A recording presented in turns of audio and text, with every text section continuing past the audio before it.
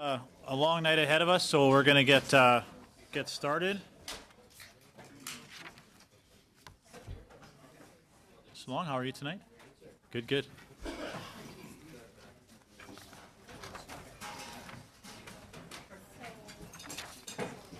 Oh no. Oh no. Don't start something already. We're televised, by the way. Yeah. Okay, committee, we've got a bit of a introduction to make before we get started on the clause by clause. Just want to take a quick moment to, I'm sure all of us, our thoughts are with Brian, the chair, and his family, so I want to just put that out there, and to our Liberal colleagues, please pass that on to Brian when you see him. We've gone through this in previous meetings, and I understand that most of you know it, but we will just go through the introduction, just explaining a little bit about some of the infrastructure that's here in the committee room with us. Welcome to today's meeting on Bill C-81, an act to ensure barrier-free Canada. The objective of today's meeting is to begin the committee's clause-by-clause consideration of the bill. I would like to take a moment to remind both those participating in the proceedings as well as those observing the proceedings of the committee in person or on video. The committee adopted a motion on September 18th, which included instructions for the clerk to explore options to allow for the full participation of all witnesses and members of the public on this study. As a result, the committee has made arrangements to make all meetings in relation to Bill C-81 as accessible as possible in a variety of ways. This includes providing sign language interpretation and a near real-time closed captioning in the room. Please note that both American Sign Language and Quebec Sign Language are being offered to those in our audience. For those who would like to watch the American Sign Language interpretation, please sit on the benches to my left. And for those who would like to watch Quebec Sign Language interpretation, please sit in the benches to my right. In addition, please note that the first two rows of benches have been reserved for those who wish to avail themselves of these interpretation services. Screens displaying the near real-time closed captioning have also been set up, with the English text to my left and the French text to my right. The sign language interpreters in the room are also being video recorded for the eventual broadcast of this meeting on Parleview via the committee's website. In light of these arrangements, the committee would ask if you need to leave the room during the meeting, please do not walk in front of the sign language interpreters. Instead, please use the extremities of the room. In addition, we would ask that those in the room remain seated as much as possible during the meeting. We want to ensure that everyone in the audience can clearly see the sign language interpretation. Finally, if a member of the audience requires assistance at any time, please notify a member of the staff or committee clerk, and we will try to address the issue. In addition, for my colleagues, you are also well aware that please speak in a relatively slower tone so our interpreters can keep pace with the discussion that's happening here this evening. I'd like to take a moment to welcome the officials who are with us here this evening, who are going to be helping us with any questions that we may have on some of the amendments and the clause by clause. Also, we have some guests with us this evening, and we'll get to that in a moment. But from the Department of Employment and Social Development, we have James Van Raltz, Director General Accessibility Secretariat. James, thanks very much for being with us again. Benoit Gendron, Director Accessibility Secretariat. And Eric Lapalme, Senior Policy Analyst, Accessibility Secretariat. And also we have Ms. Elizabeth May. Thank you very much for joining us this evening. You'll have some opportunity to put your amendments forward. Now, pursuant to the order of reference for Wednesday, September 26, 2018, Bill C-81, an act to ensure a barrier-free Canada, is what we are discussing this evening. We've introduced our witnesses who will be here from the department, and now we will begin our clause-by-clause discussion. Pursuant to Standing Order 75-1, consideration of Clause 1, short title end of the preamble is postponed, and we will now begin with Clause 2.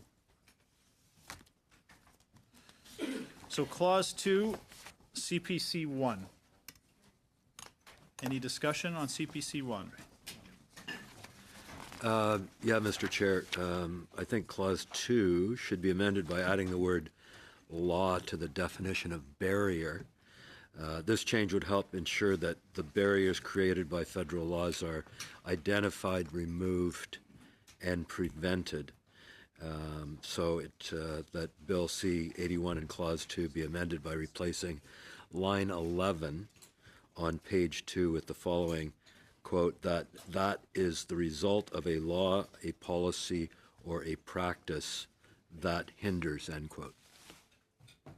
Thank you very much, Mr. Diot. Any discussion on CPC 1? Seeing none, can I call the vote on that? Yes. We'll call the vote on CPC 1. All in favor? Opposed?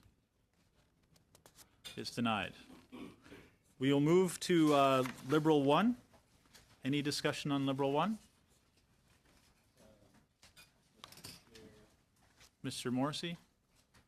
The amendments in this particular clause is to insert, add an impairment including. This will ensure that listed impairments in the definition is not an exhaustive list, and will also adding cognitive to the list of potential impairments that in interaction with a barrier could hinder a person's full and equal participation in society. Thank you very much, Mr. Morrissey. Any further discussion on Liberal 1? Seeing none, I will call the vote on Liberal 1. All in favor? Opposed? Carried. Now moving on to Liberal 2. Any discussion on Liberal 2? Mr. Morrissey. Mr. Chair, we're adding cognitive to the list of potential impairments that in interaction with a barrier could hinder a person's full and equal participation in society, as well as add evidence or not to ensure that invisible disabilities are recognized in the definition. Add an impairment including to ensure that listed impairments in the definition is not an exhaustive list.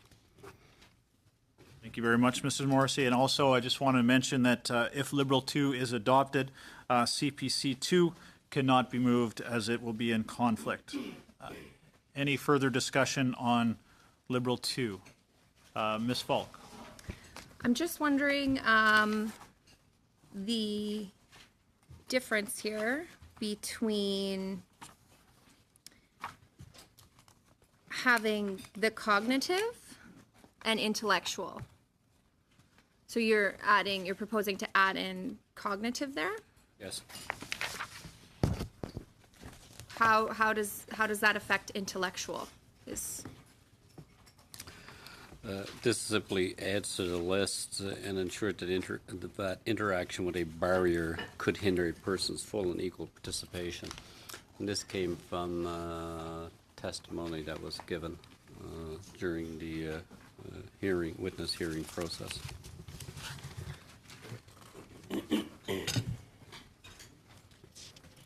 Any further discussion on Liberal 2?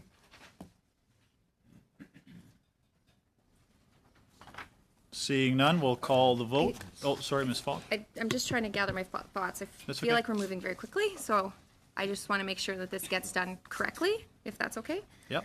Can you reread the amendment, please? We're adding cognitive to the list of potential impairments.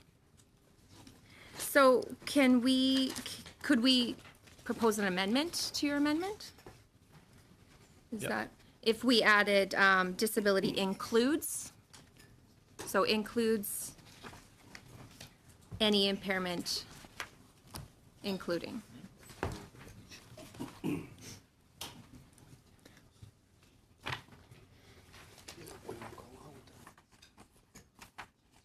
You just clarify where exactly in the amendment you would want that added? Includes, wait a second. Right at the beginning, so disability includes any impairment, physical, mental, intellectual, cognitive. Oh, I see what you're saying.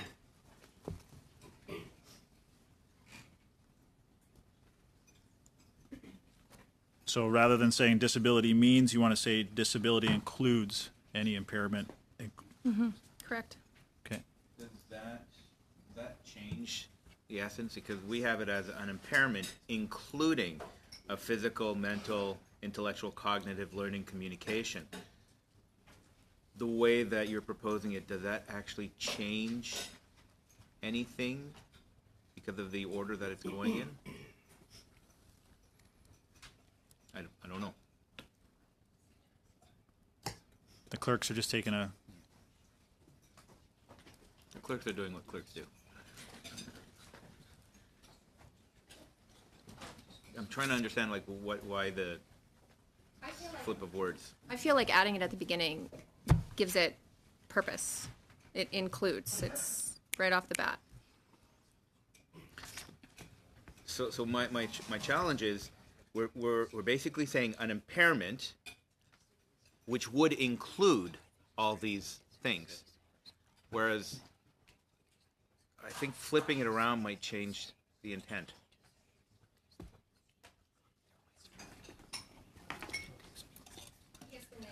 You're talking right now, so when they. Yeah, okay, all right, so I won't talk then. just to Ms. Falk's question, it is fine, it's not an issue with the clerk, but if I may ask the department officials, does that change the intent of that in any way by changing that to disability includes any impairment, including a physical, mental, intellectual, cognitive? Thank you, Mr. Chair. I don't think it changed the intent. It is a way of drafting definitions. So if you go back to the legislation and the interpretation section, accessibility commissioner means, barrier means, broadcasting undertaking has the same meaning. So it is an interpretation issue from a drafting perspective from the use of the word. A definition means something and includes the following list. Okay, thank you, I've got Mr. Morrissey. Okay, Same question, Chair. okay. Ms. Falk, are you? Yes, so we have to first vote on the proposed amendment from Ms. Falk, which is disability includes instead of means. So I'll call the vote on that amendment to the amendment. All those in favor? Opposed? It is denied. So now we will go to the vote on Liberal 2 as it stands. Any further discussion? Seeing none, all those in favor? Opposed? Carried. So CPC 2 is now cannot be moved. We move to Liberal 3.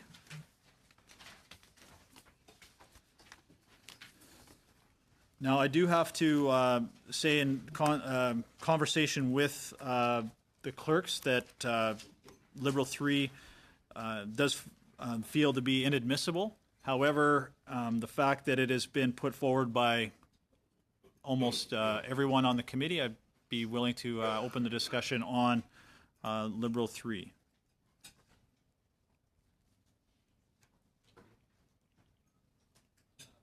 Chair, Mr. Morrissey?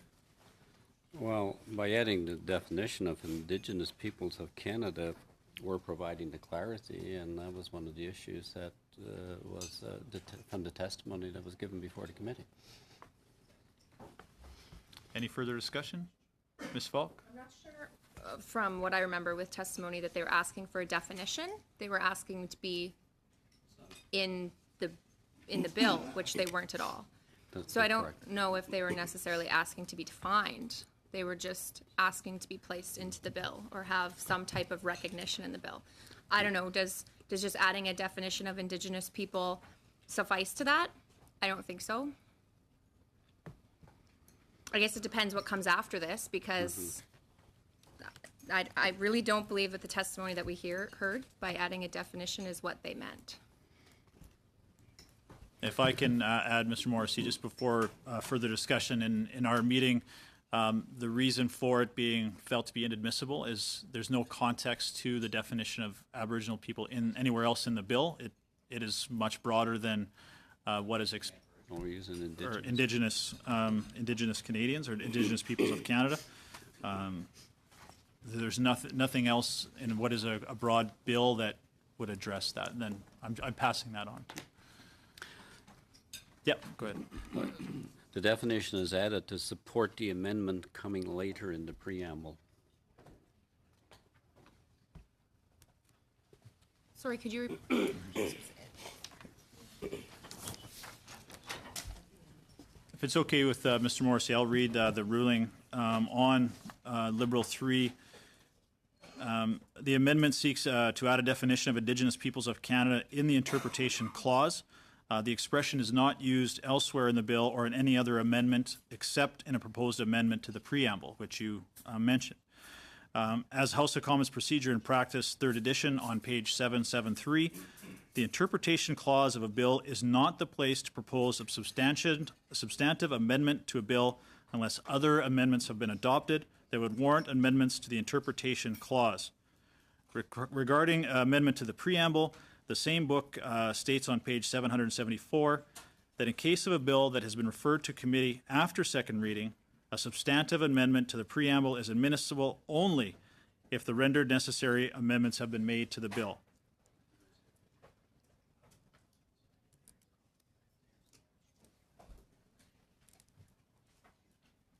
Mr. Morrissey. Mr. Chair, based on that, I'll withdraw it. Any further discussion? Seeing none, we will withdraw Amendment Liberal 3. And we move to Green Party number 1. Thank you.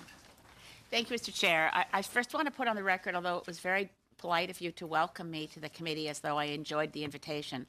The motion that was passed by this committee is identical to motions passed by every committee and uses a backdoor method to deprive me of my rights that I would otherwise have at report stage.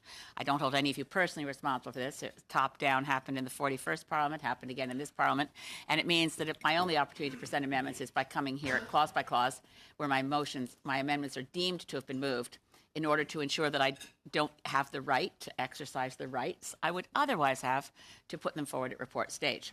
So I have to put that disclaimer on the record because I plan to continue to ask for these motions that were passed by every committee to be lifted at some point because they operate in a way that is onerous and unfair on smaller parties.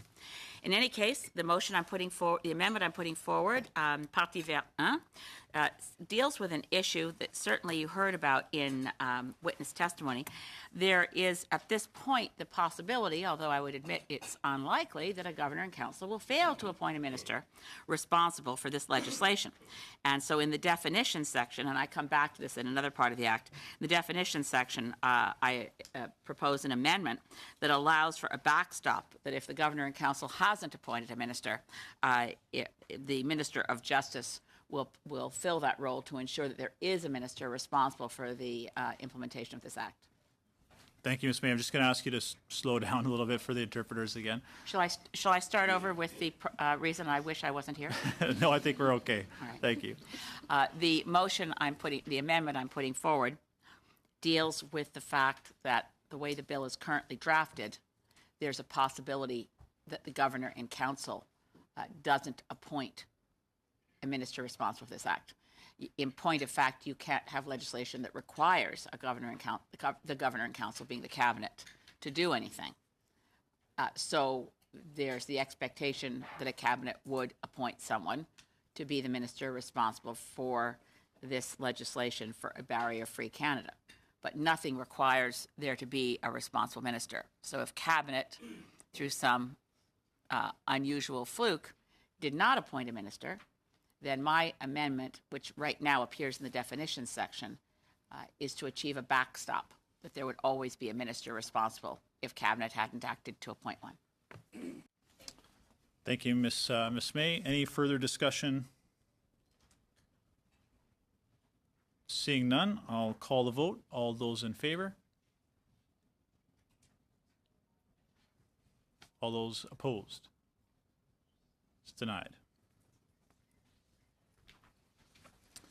Now we're moving on to Clause 2.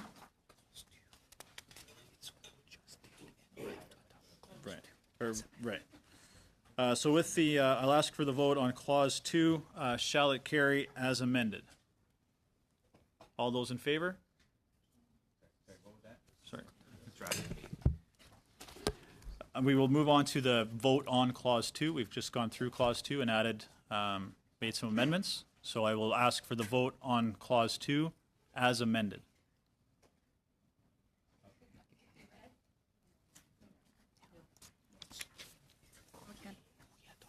Yeah, we adopted 2. Yeah. And now they have to adopt.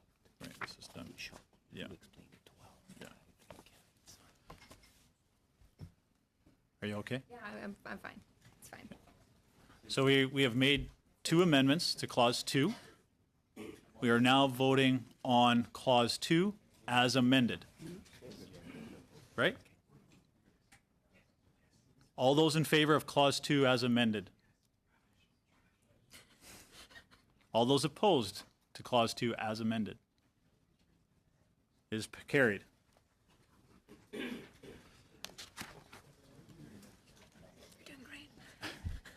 We are now moving on to Clause 3. There were no amendments tabled on Clause 3. So I'm asking for a vote on Clause 3. No problem? Yeah, all good? Same with Clause 4. Clause 4, all in favor? Opposed? Okay, good. Man, look at us go.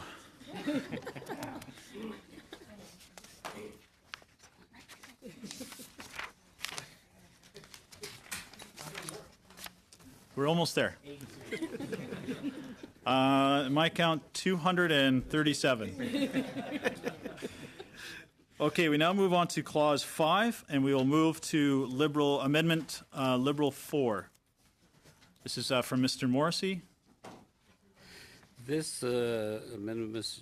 Chair, removes the word progressive from the clause.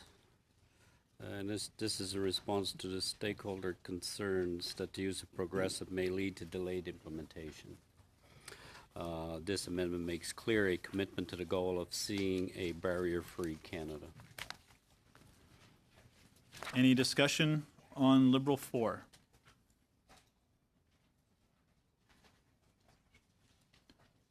Seeing none, I will call the vote. All those in favor of Amendment Liberal 4? Ramesh? Opposed? Carried.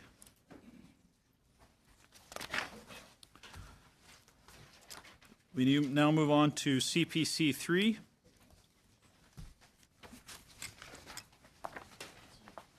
Any discussion on CPC 3?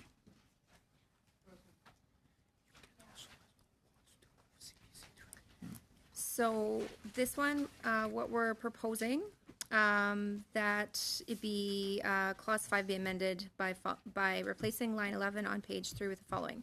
Realization over a 10-year period, be added in there, within the purview of matters coming within. So reason why we're suggesting this is we must include a specific year or period of time by which a Canada without barriers will be achieved. So 10 years after coming into force. Mr. Nuttall. Thank you. And just to further to Ms. Folk's comments, I think it's one of the things that we saw through the bill was overall, at least from our perspective, was a lack of teeth and timelines and reporting back. I think this is just speaking to that very subject, and so certainly would like to see this included in there. Any further discussion? Ms. Hardcastle? Just to note, Mr. Chair, that's also my amendment, the next one, just if that matters to any of you.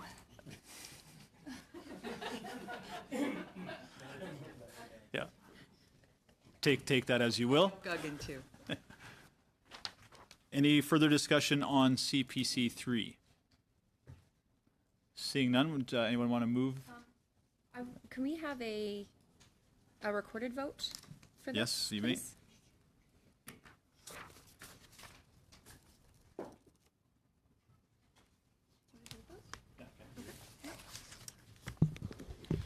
Mr. Sekend? How's it going? Yay or nay? On the last one? No. No, nay.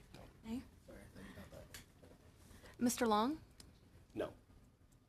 Mr. Morrissey? No. Mr. Rumi? No. Mr. Sangha? No, please. Mr. Diot? Yes. Ms. Falk? Yes. Ms. Hardcastle? Yes.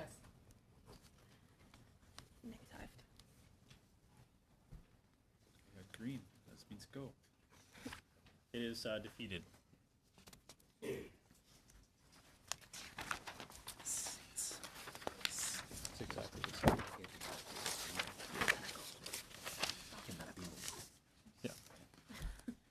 As a result of the previous vote, NDP 1 cannot be moved, as identical to the previous amendment.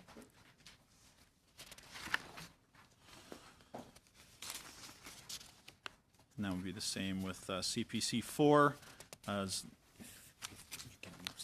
yeah. Yeah. We now move to CPC 4. Ms. Falk? So again, in clause 5, we're asking that it be amended by adding after line 18 on page 3, the following: communication. Reason we believe is that it's essential to identify, remove, and prevent barriers in relation to communication. The bill must be clarified to ensure that communication is addressed within each of the areas enumerated in clause 5 in a manner that complements existing legal obligations to accommodate persons with disabilities. Thank you. And I want to be clear as well on CPC 4. If it is adopted, Liberal 5 cannot be moved due to consistency. Any further discussion on CPC 4? Seeing none, I'll call the vote. All those in favor, CPC 4? Opposed? It is denied. We now move to Liberal 5, and again on Liberal 5, if Liberal 5 is adopted, CPC 5 cannot be moved due to conflict. Any discussion on Liberal 5? Mr. Morrissey. Mr. Chair, many members of the disability community came to the committee and identified accessibility and communication as a priority for their community. And these amendments will strengthen the bill in those areas and deal with the concerns that were addressed to this committee during the testimony stage. Thank you, Mr. Morrissey. Any further discussion on Liberal 5? Seeing none, I'll call the vote. All those in favor of Liberal 5? Opposed? Carried. And again, due to Liberal 5 being adopted, CPC 5 cannot be moved. Therefore, we're finished with Clause 5. I would like to call the vote to approve Clause 5 as amended. All those in favor? Opposed? Carried. Okay, we move on to Liberal 6. Any discussion, Mr. Morrissey? Mr. Chair, this motion clarifies communications does not include broadcasting or telecommunications. Any further discussion? Seeing none, I'll call the vote. All those in favor of Liberal 6? Opposed? Carried.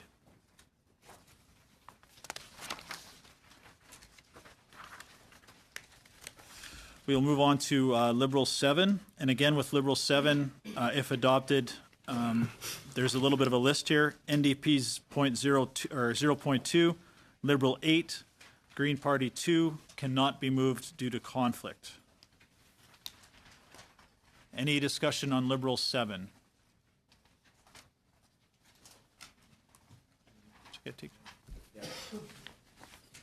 Chair. Mr. Long? Yeah. Yep. Thank you, and thank you for stepping in tonight, Mr. Chair, on behalf of MP May.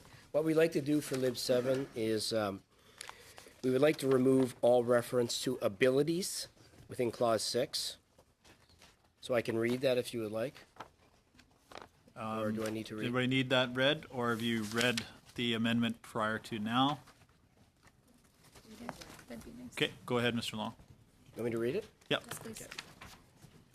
That Bill C-81 in Clause 6 be amended by A, replacing line 4 on page 4 with the following: of their disabilities.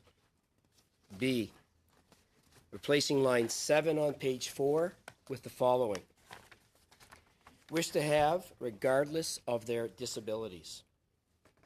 C, replacing line 12 on page 4 with the following: disabilities. D, replacing line 15 on page 4 with the following: desire regardless of their disabilities and E, replacing line 17 on page 4 with the following: must take into account the disabilities of. Ms. Falk?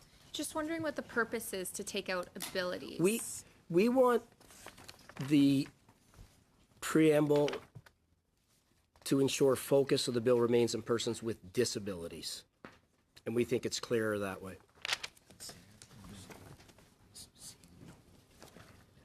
Mr. Chair. Sorry, Mr. Nuttall first, then Ms. Hardcastle. I think, sorry, Cheryl Oh, actually did it. okay, Ms. Hardcastle? Thank you very much. I just wanted to point out that this is also, the same amendment that I have proposed. And one way to look at it is when you have the word abilities and disabilities in there, it creates problems from that disability perspective, that somebody can claim under the Act with no disability to be entitled to certain kinds of accommodations. It just makes it less clear when you say abilities and disabilities. In a disability act, you just need to say disability. Thank you. Mr. Nuttall? Yeah, could I, through yourself to perhaps to James, could you provide us with a rationale? Because I did speak with you and the minister, and this was brought up in our conversations regarding a focus on not just as a whole, not just the disabilities, but also the abilities of the individuals who are being helped through this bill. So could you provide us with a little bit of background on why the word abilities and disabilities were put into the bill?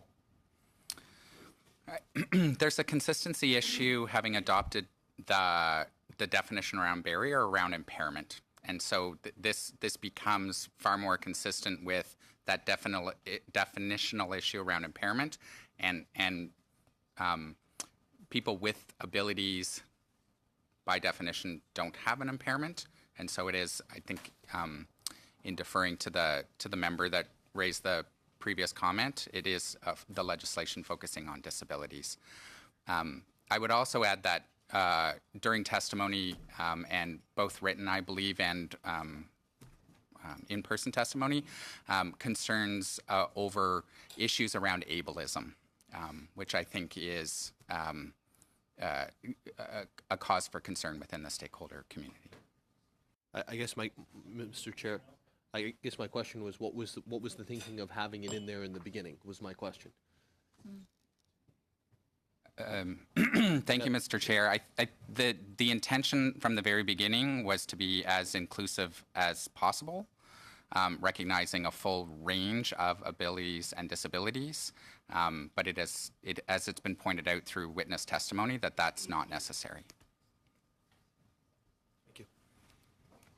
Any further discussion on Liberal 7? Mr. Long? Chair, I do want to suggest to you, though, that 8 is still movable if we pass 7.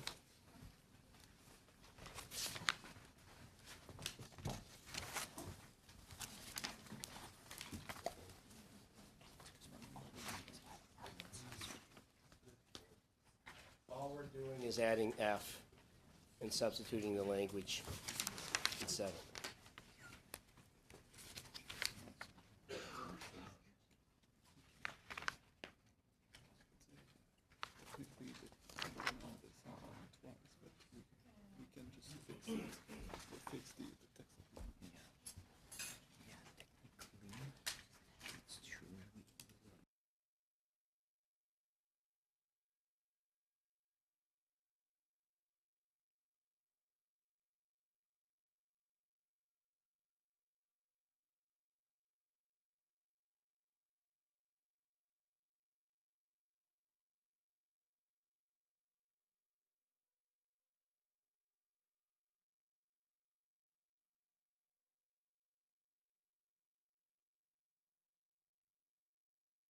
Thank you, Mr. Long. I think we can proceed with Liberal 8. Think we could just do some work on the amendment, but we'll keep Liberal 8 on the books for right now, and we'll get through Liberal 7 first. Okay. Any further discussion on Liberal 7? Seeing none, all those in favor? Opposed? Carried.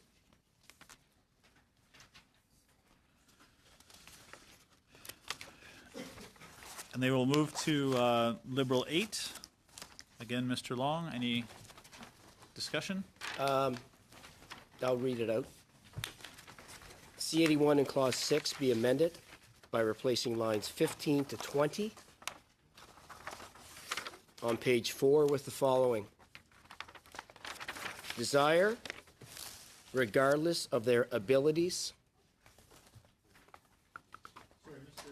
Tony, mind if I just, the issue is on Liberal 8E. Your goal in the previous Liberal 7 was to remove the word abilities. Yeah, It still is in Liberal 8, which Right. causes a bit of a conflict with So your we'll previous. strike, yeah, we'll strike abilities. Right? So structures must take desire- into account the disabilities of persons. So you want to take out the abilities and? We want to take desire regardless of their disabilities. So we'll take out abilities. Or. Abilities or, yeah. Great. And we're going to go, sorry, Mr. Long, we're going to go to E as well. You have, Exactly is the other, except we're removing abilities and. okay.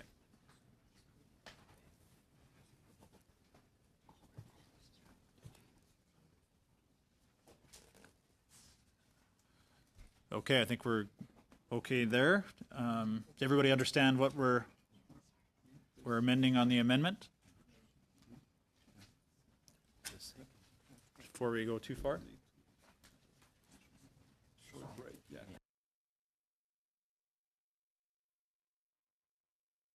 To suspend for a couple of minutes, just so the legislative clerks can take a peek at it, if that's okay. So we're in suspension.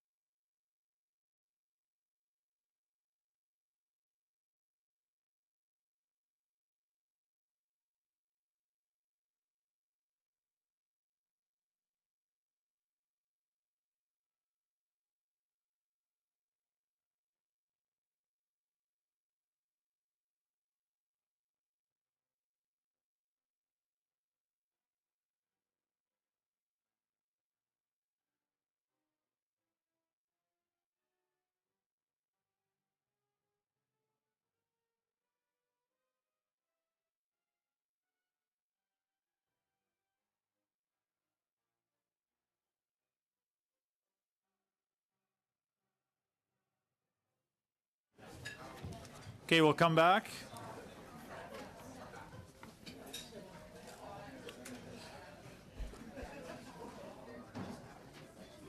After some heated discussion with my legal counsel, I have proved them incorrect. No. I think what we can do, Mr. Long, is we are able to vote on Liberal 8 as is, and they will make the change. Okay. So it just makes it a little simpler. Yep. So if there's no further discussion on Liberal 8, we'll go to the vote. All those in favor? Sorry, Mr. Nuttall? For that. Yep. So F, Mr. Chair, through to the mover of the motion. F, you've added this on, right? So Say again, sorry? So F is added into clause 6. What is the difference between, like, is there any change in the bill related to this? Well, the reason for F is it ensures the highest level of accessibility prevails, right? In the event that there's two standards, if you will, right? So it just to us, it clarifies the language. Can you give me an example? It tightens it up. Like I'm trying to understand the actual need, because in the preamble itself, I think that this is kind of really the points made. There could be a conflict between provincial and federal standards. So if there's I'm shooting off a ramp versus the lift or what have you, this will ensure the highest level accessibility would prevail.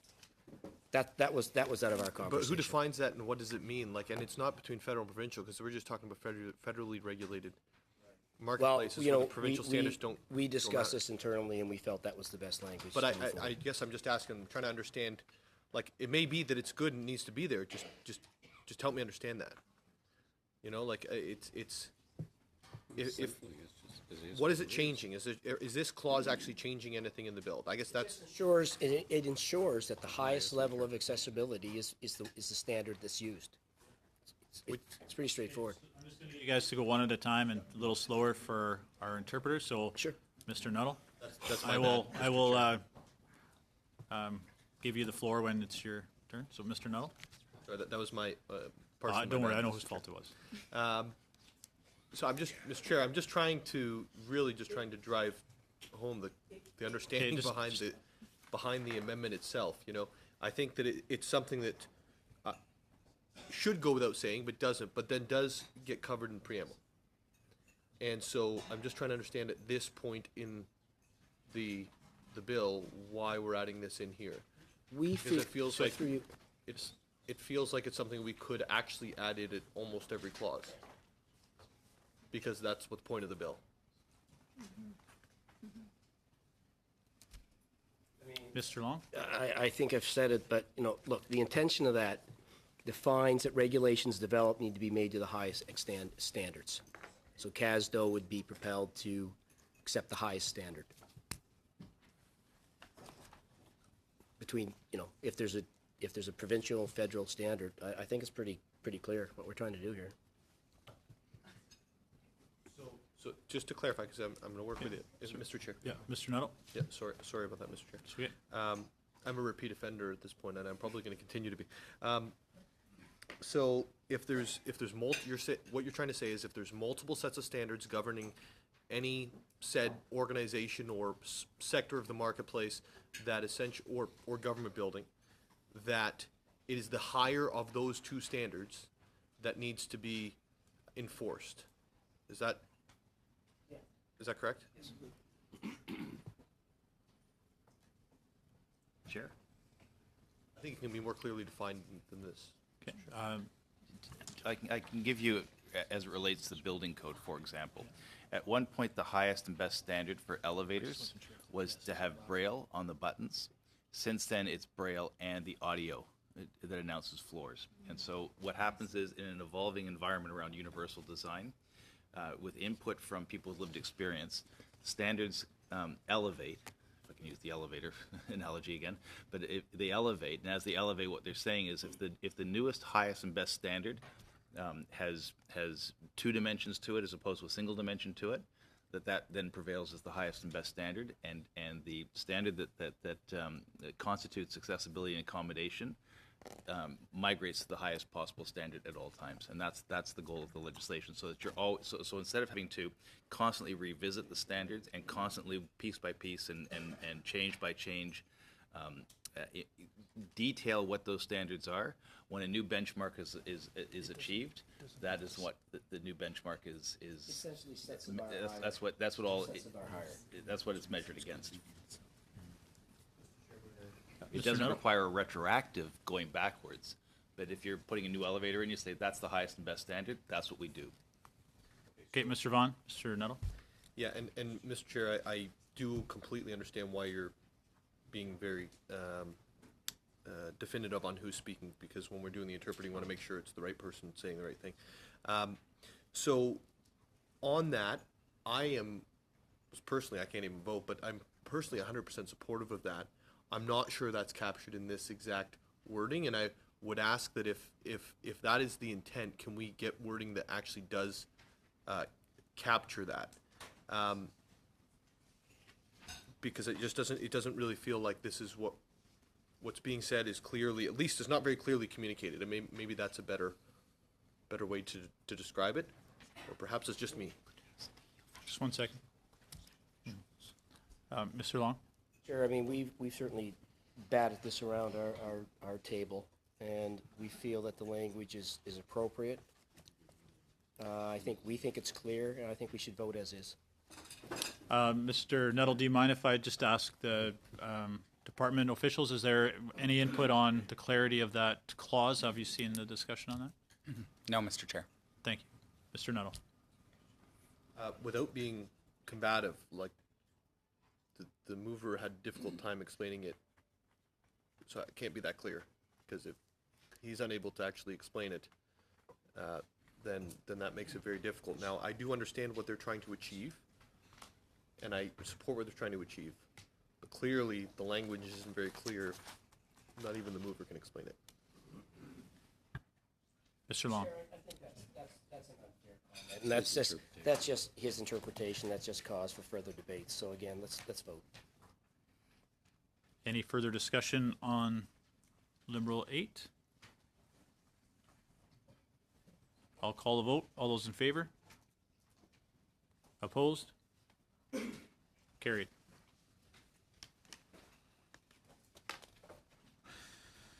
So because Liberal 8 was carried, Green Party 2 cannot be moved due to conflict. We move to CPC 6. Ms. Falk. So, in clause 6, that it be amended by adding after line 20 on page 4 the following. For greater certainty in the event of any inconsistency between the provisions of this Act and the provisions of the Canadian Human Rights Act, the provisions of that Act prevail to the extent of the inconsistency. We believe that C81 must clarify that nothing in the Act lessens the existing human rights obligations of federally regulated entities under the Canadian Human Rights Act, and that where conflict arises between the Act or another law, that the law that provides the greatest accessibility for persons with disabilities will apply. So a fear is that as the bill is currently written, the CTA, the CRTC, more so the CTA, would create standards which wouldn't live up to the provisions of the Canadian Human Rights Act. So even though the CTA could create standards which met the low bar set by this legislation, it may not meet the high bar of the Canadian Human Rights Act. Thank you very much, Ms. Falk. Any further discussion on CPC 6? Ms. Hardcastle. Thank you, Mr. Chair. I'd also like to point out that this is the same substance as my amendment that follows after, and the theme is very similar to what we just dealt with. It means that in no way already existing human rights are taken away, that they prevail in terms of the discussion that we just had earlier. So nothing can supersede the Human Rights Act. Thank you. Any further discussion on CPC 6? Seeing none, I'll call the vote. All those in favor? Opposed? Denied. NDP 3 is identical to the previous amendment. It was denied. So we will. Mr. Chair, Ms. Hardcastle. can I just have clarification then? So we don't vote on mine when they're the same, right? Correct. So is there any way that we can still comment or come back to it then? Well, Like, I'm just asking for a suggestion. How would you suggest that we ensure language then so that the Human Rights Act does prevail? We don't have that language right now. one at a time. Mr. Vaughn, one at a time, guys. Okay, thanks. Mr. Rumi? Just to answer that, it actually does, and if you start to put it into this bill, you're setting a precedent that it needs to be put into every other single bill. But it already does do in fact what it's supposed to do. Thank you. Ms. Falk? I guess maybe, I don't know if the clerks can answer this question, but could it be interpreted otherwise? So if this isn't in there, could that be interpreted that, oh, sorry. It's late. You're not even halfway there. I know. Can the department shed some light on that at all? The Canadian Human Rights Act will prevail. Even if it's not, It's In- quasi-constitutional. Thank you very much. Okay, that is. If I may add, sorry, sorry, Mr. yeah. Chair, and the Minister of Justice, when this bill was tabled a charter statement associated with the bill, and any of those issues would have been required to be flagged when that charter statement was submitted. Thanks, Mr. Van Ralte.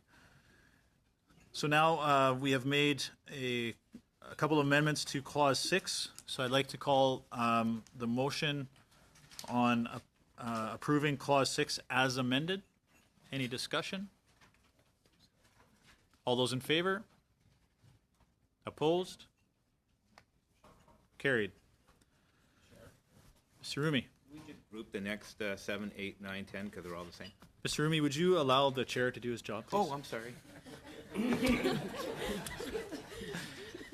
Mr. Rumi, that is a fantastic idea. Can I get unanimous consent from the committee to apply the votes for the next four votes? I need unanimous consent to do that. All in favor? Any opposed? No. So we will do the vote on Clause 7, and they will carry or apply to the next 3 following. So Clause 7, 8, 9, and 10. Call the vote. All in favor? Opposed? Carried. Thank you, Mr. Rumi. That was a fantastic idea. Do my job. Do the best I can.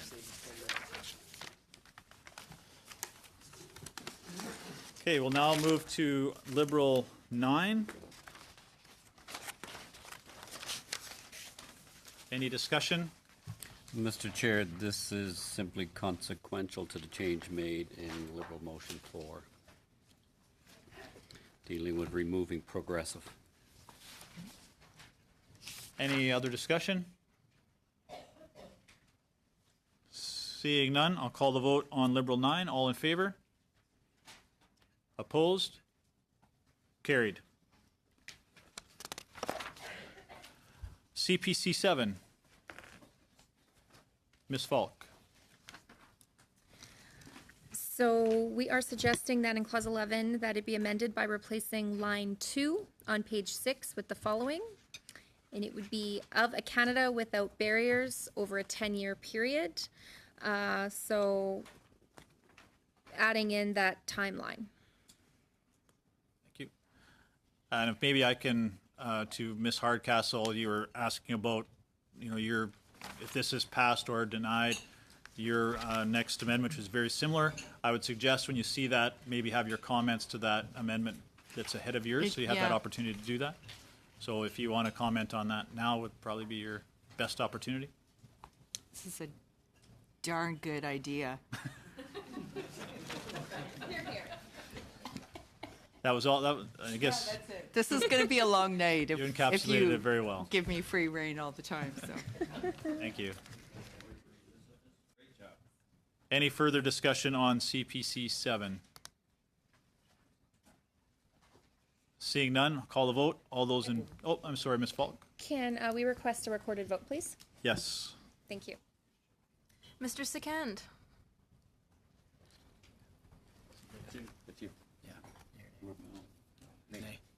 Thank you. Mr. Long. No. Mr. Morrissey. No. Mr. Rumi. Nay. Mr. Sangha. No. Mr. Diot. Yes. Ms. Falk. We. Madame Hardcastle. Yes. Motion negatived. Motion defeated. We move to Green Party 3. Ms. May. Thanks, Mr. Chair. This is, I hope, I mean, it definitely has the same spirit to it as the motion, the amendment that was just defeated of CPC 7. As we heard from numerous witnesses and groups advocating for the rights of the disabled and calling for a barrier-free Canada, there's tremendous disappointment in this bill for its lack of timelines and for the notion of progressive realization of a Canada without barriers. To remind you of some of the testimony, as Dr. Pare, who was a contributor to the United Nations Handbook for Parliamentarians, mentioned, a term like progressive realization has its place in international law to facilitate consensus, but is quite, I'll just quote her, I find the reference to progressive realization acceptable only if it is tied to a timeline or something else tangible. And of course, David Lepofsky from the AODA Alliance has been very clear that progressive realization within this bill could mean that we don't see a barrier-free Canada for a very long time. So my amendment here in Parti Vert 3 is to insert within the mandate of the minister and following as part of the minister after the subclause on powers, a new clause 3 under section 11 to ensure that the minister must prepare a plan to set out these objectives, and the plan must be ready within 10 years after the section comes into force, and the plan must be prepared within 1 year after the day when the section comes into force. So again, it creates a 1-year timeline to develop objectives so that the objectives are achieved within 10 years of the bill coming into force. Thanks, Ms. May. Mr. Nuttall. And Ms. Falk. So, Mr. Chair, I just have a question for the mover of the motion, just to confirm. So as of today, in what decade will we reach a barrier-free Canada? This would depend on when the bill enters into force, but assuming it entered into force in 2019, it would come into the barrier-free Canada objectives should be met by 2028. But without your amendment, is that still the case? No. So, just to be clear, we don't have a defined timeline on when we're trying to reach the goals of which this bill is advocating. As it now stands, and this was one of the consistent criticisms of the legislation, good intentions, but without a timeline. As I recall one comment, progressive realization of a barrier-free Canada could be one disability ramp installed somewhere in Canada once a year. And that would get us a barrier-free Canada sometime in the next few centuries. Maybe. Ms. Falk. I just wanted to add for the record too, without having a timeline, and we heard this countless times throughout testimony, is how do we measure?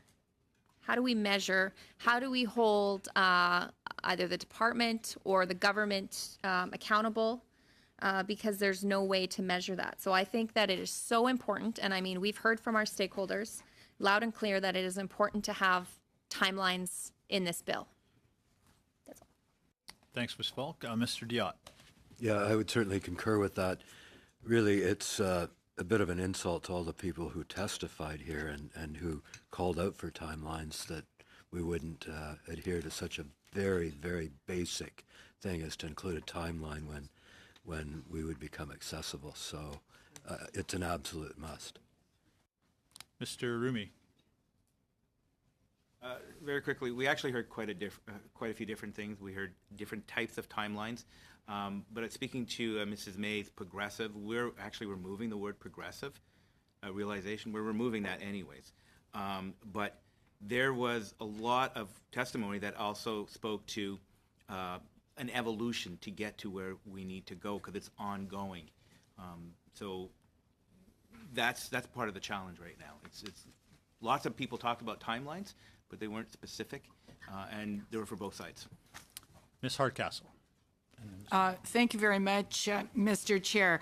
I have to respectfully disagree with my honorable colleague. When people were presenting the idea of how this was going to evolve, it was because we knew that just by the very nature of it, that there are going to be innovations and new ways that we're increasingly removing barriers to participation for people living with all these different abilities, and we're going to find them. That's what the whole point was. Without some kind of a timeline here, there's no impetus for this to actually move forward. So unless there is an amendment coming from my colleagues on the governing side moving further on, this is our chance right now, and 10 years is extremely reasonable to reach certain objectives or mile markers, and that's what we need in order for this bill to pass, to be tabled. We've got to hit the ground running to make certain markers hit by a certain timeline. Otherwise, we know what will happen. Nothing. We'll just keep moving without a deadline. And the deadline doesn't have to be the stop dead, drop dead deadline. This is that marker where you hit certain objectives and then you move forward from that. And I understand the conundrum about about having realization, but if we use the word realization rather than progressive realization, it still doesn't do the job for us that we need, which is something that is more defined in terms of where we're going to meet certain objectives at a certain period in a certain period of time. And this is a very reasonable period of time. A decade is very reasonable. Mr. Nuttall. Thank you, Mr. Chair. I think that there's a fundamental issue here that I believe Mr. Rumi has heard me talk about at a different committee, which is targets and goals and measurement. And the problem right now is if it's left as is, the only measurement that we will have in place is actually the amount of money spent. And so if a plan doesn't have a kind of a threshold in terms of the timeline when it should be achieved by, it will keep going on forever and ever and ever. And I would actually really ask my Liberal colleagues around this table to consider this, that the reality is that if you don't have a timeline, those measurements are not actually in place for you as Liberals. They're actually in place for the Government of Canada. The Government of Canada can be comprised of many, many, many different iterations. You know, we don't know what the next government looks like. We don't know what the government after that looks like. You know, in 6 years, it could be the Communist Party of Canada could be forming the government of Canada. And at that point, there's not a continuation of maybe the goodwill that's sitting in your caucus. But what you do want is that goodwill to be legislated in order that that work is actually continued. And if it's not going to be met, not going to be continued, then they should have to change it legislatively and then report back to the people of Canada and be held accountable for that change in direction. Right now, they could just walk away, not do anything, throw their hands in the air, and you know what? Nothing's gotten actually achieved, and what was the purpose of the bill in the first place? And that's actually the problem we've heard from stakeholders over and over again. I wasn't at a committee the whole time, but I definitely met with quite a number of stakeholders who are all saying there's just not enough teeth, there's not enough detail, there's not enough telling us when and how this is going to be instituted. Sorry, I apologize, I'm doing it again. There's not enough detail, and there's not enough teeth to determine when and how everything that's outlined in this bill is actually going to be achieved. So if it's not 10 years, when? You know, I think that's the question, that if it's unreasonable that the Green Party, the New Democrats, the Conservatives are all saying 10 years, if that's not a reasonable thing to vote for, then how long is it? Is it 15? Is it 20 years? Is it 100 years? What's the number? Because there has to be one in order to ensure accountability, not just for this government, but for every successive government in the future. Thanks, Mr. Nuttall. Ms. Young. Yes, thank you. I just wanted to remind the committee of what Minister Qualtrough had said when she appeared before the committee at the very beginning of this discussion, and she was very concerned about setting timelines. And one of the reasons is because what it really does is it tells people, okay, if there's a 10-year timeline, then we don't have to do anything for 9 years. And the fact of the matter is, we want this to start immediately once the law becomes enacted. And timelines should be part of the regulations, not part of legislation. And I think that will determine any timelines moving forward. Mr. Nuttall. A quick question through to Ms. Young. Is it then going to be brought back to Parliament? Your regulations will be brought back to Parliament in order for us to be able to vote on the timelines related to each of the regulatory changes that will be taking place?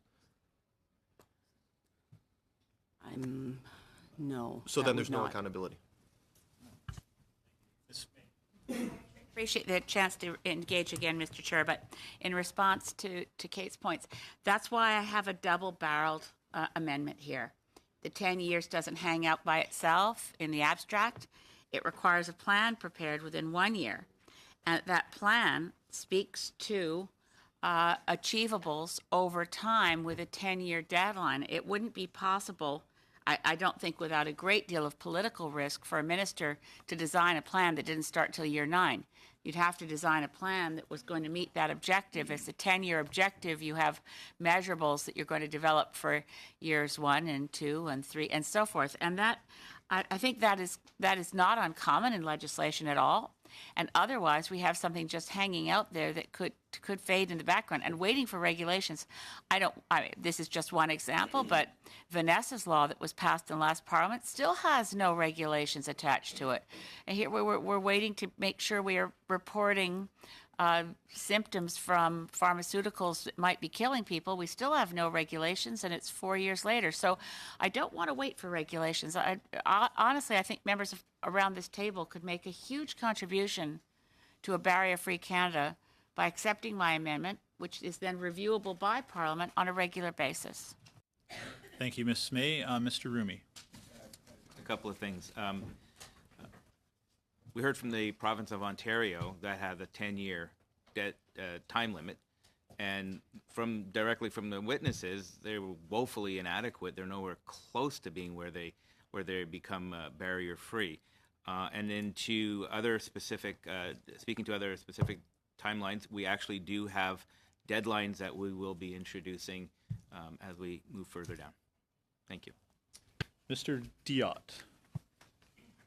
Yeah, just further to that, we heard from David Lepofsky, the chair of Accessibility for Ontarians with Disabilities Act Alliance, and here's some quotes from him.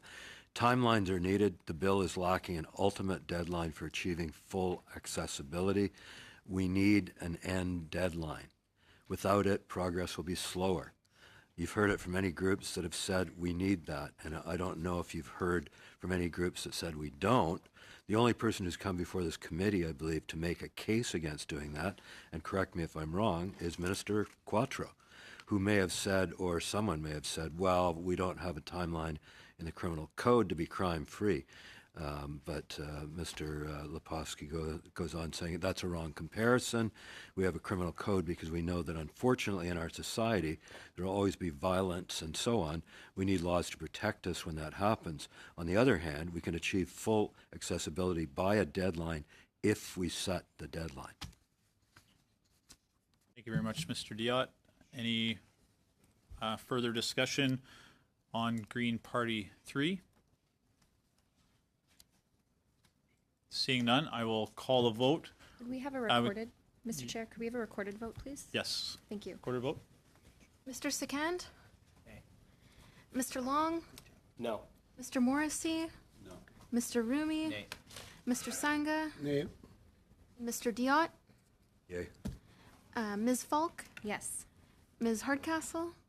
Yes. Defeated.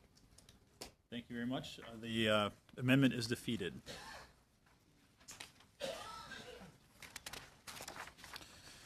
Okay, that concludes Clause 11. I would like to now call the vote for Clause 11 to be carried as amended. All those in favor? Opposed? All those opposed? It is carried. We move to Clause 12 and NDP 2. Any discussion on NDP 2? Thank you, Mr. Chair. Just ensuring that there is independence for the entity created in the bill so that reporting to Parliament and not to government is the amendment proposed for that purpose. Thank you, Ms. Hardcastle. Any further discussion on NDP 2?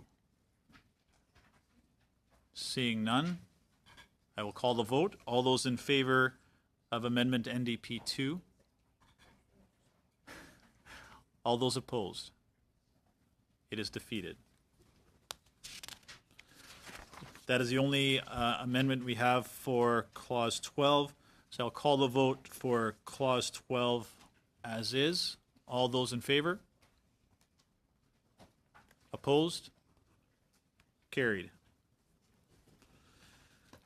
We now move to Clause 13, Lucky 13. I feel like a bingo caller. But no one's called bingo. All right.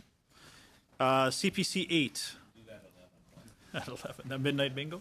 That's when the midnight lunch comes. Ms. Falk. Clause 13 be amended by adding after line 17 on page 6 the following. 2, priority should be given to ensuring that any information, product, or service that he or she provides is without barriers, and that any document he or she creates is in accessible format and in plain language. 3, the minister must not refuse any document that is in an accessible format or in plain language. So basically, what we're requesting is that the focus is on making all government documents accessible, documents coming to government, and those available from government. I know we heard a lot, especially with, losing my words, intellectual disabilities, and having the simplicity of plain language and it being more accessible for people with intellectual disabilities. Thank you very much, Ms. Falk. Any further discussion on CPC 8?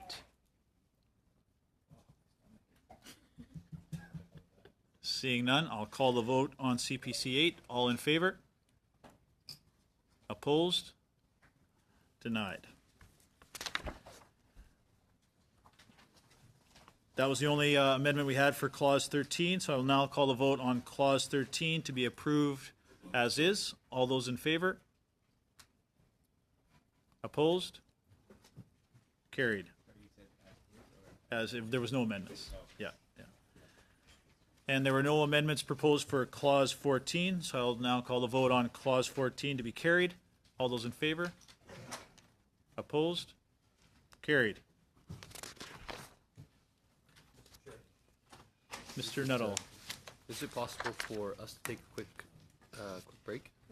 Yeah, is everybody okay with the 5 minute? We've been at it for just over an hour. Does everybody want a 5-minute break? You okay with that?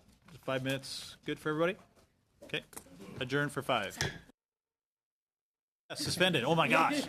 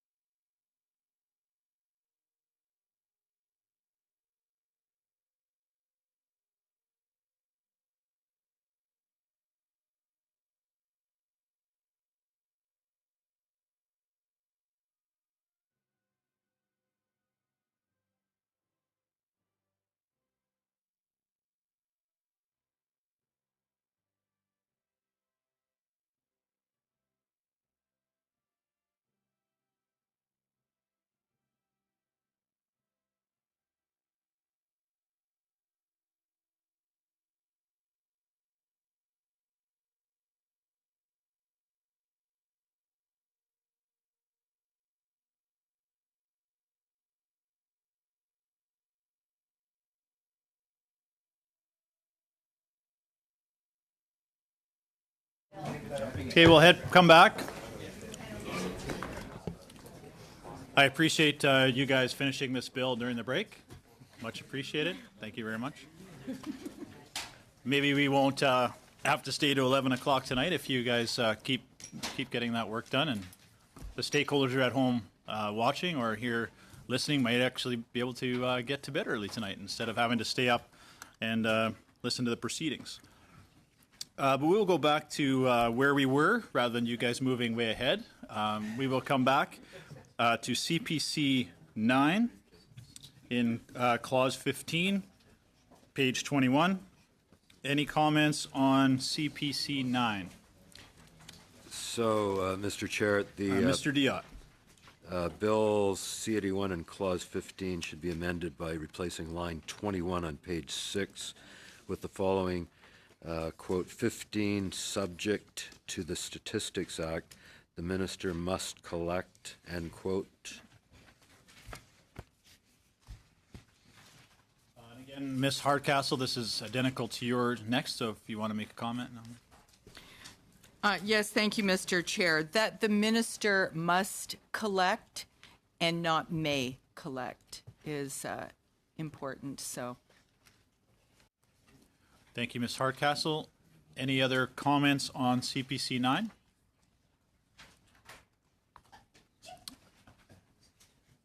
Bless you.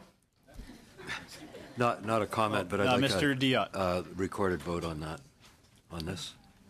A recorded vote? Sorry? Mr. Nuttall? Yeah, I think that this just further is on the same topic of accountability down the road, right? And so we don't have a timeline, and we don't really have a plan for a timeline. So the only thing we really have is information updates that tell us how well this is being implemented or not implemented, and that would require StatsCan because of out of the public sector markets that are going to be affected by this, and so we want to know what the reporting is, how well they're doing, et cetera. If you can't even necessarily, if there's not a mandatory trigger to pull that information out, I'm not sure how we're going to stay on top of it, except for somebody saying somewhere that we think it's in this place, but we don't actually have the data to back it up. So that I think is where the feeling was in terms of must versus may. And I don't want may to equal 20 years. I want must to equal continuously. Thank you, Mr. Nuttall. Ms. Falk. Thank you, Mr. Chair. I think too, language will also but continue, maybe even accelerate culture change. I think by changing language to something that's more accountable is going to send a strong message that this is something that must be done, and will help influence that culture change for accessibility. Thank you, Ms. Falk. Any other comments on CPC 9? And Yeah. Mr. Rumi.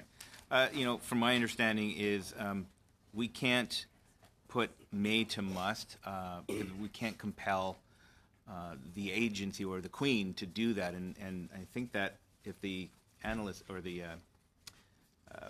folks down on that other end can explain that.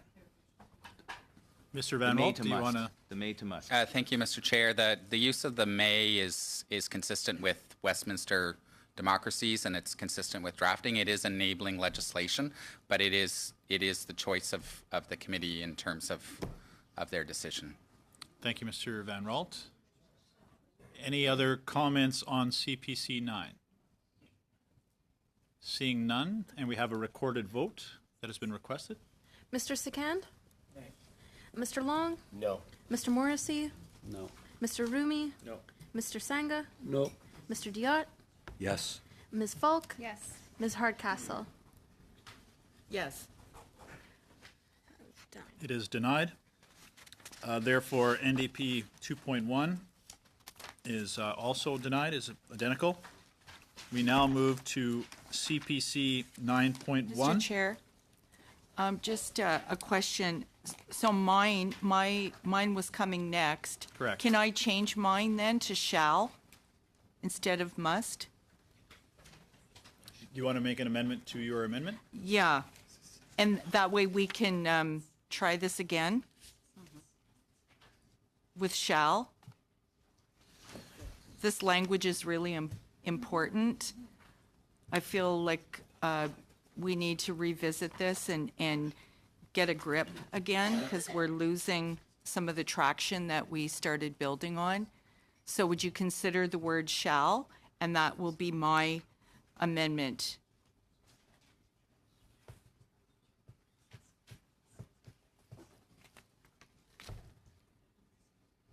So now I can't. Sorry, Ms. Hardcastle, the feeling from the clerk is that it is still the same amendment. So because it was voted on in the previous one, it cannot be brought back forward. Right? So you could have made the amendment to the CPC amendment, but because of how it works, once that was denied, the following one, which was identical, is denied. We cannot go back. Does that explain? Yeah, it explains it. Yeah. Thank you. We now go to CPC 9.1, and with CPC 9.1, if adopted, NDP 2.2 cannot be moved because of consistency. So CPC 9.1, any discussion on 9.1? Yeah, Mr. Chair. Mr. Diot. That Bill C-81 in Clause 15 be amended by adding, after line 23 on page 6 of the following, the minister must elaborate a plan establishing the objectives to be reached in order to progressively realize a Canada without barriers over a 10-year period. The minister must cause the plan to be laid before each House of Parliament on any of the first 15 days on which that House is sitting after the report is completed. And number 4, the minister must, on a continuing basis, collect, analyze, interpret, publish, and distribute information in relation to progress made in achieving a Canada without barriers.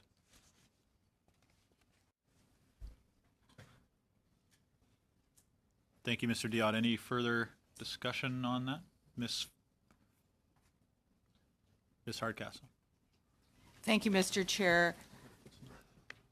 So I guess I just want to clarify, is my amendment coming forward at the same time then? Are they both, are we working on them now? Is it too late for me to change mine now? You're asking to change your 2.2? Yeah, the one that's the same as this one now, that's 9.1, and mine is 2.2. If CPC 9.1, which we're discussing now, is not passed, we will still go to NDP 2.2. However, if CPC 9.1 is passed, that will make yours basically passed as well. Okay. So you're at, we can get the will of the floor or the will of the committee. If there's a feeling that 9.1 will not pass, then we will move. We can still make changes to yours because we'll be discussing it next. Okay. So then after that, I don't know when the appropriate time to do this is, and thank you for indulging me. So at what point can I give notice that, because this is going to keep coming up, I want to use a different word than the one before. If I give notice to you that I want to use the word shall, Several of your... will you, for ones that are coming up, will I have to deal with it in a group?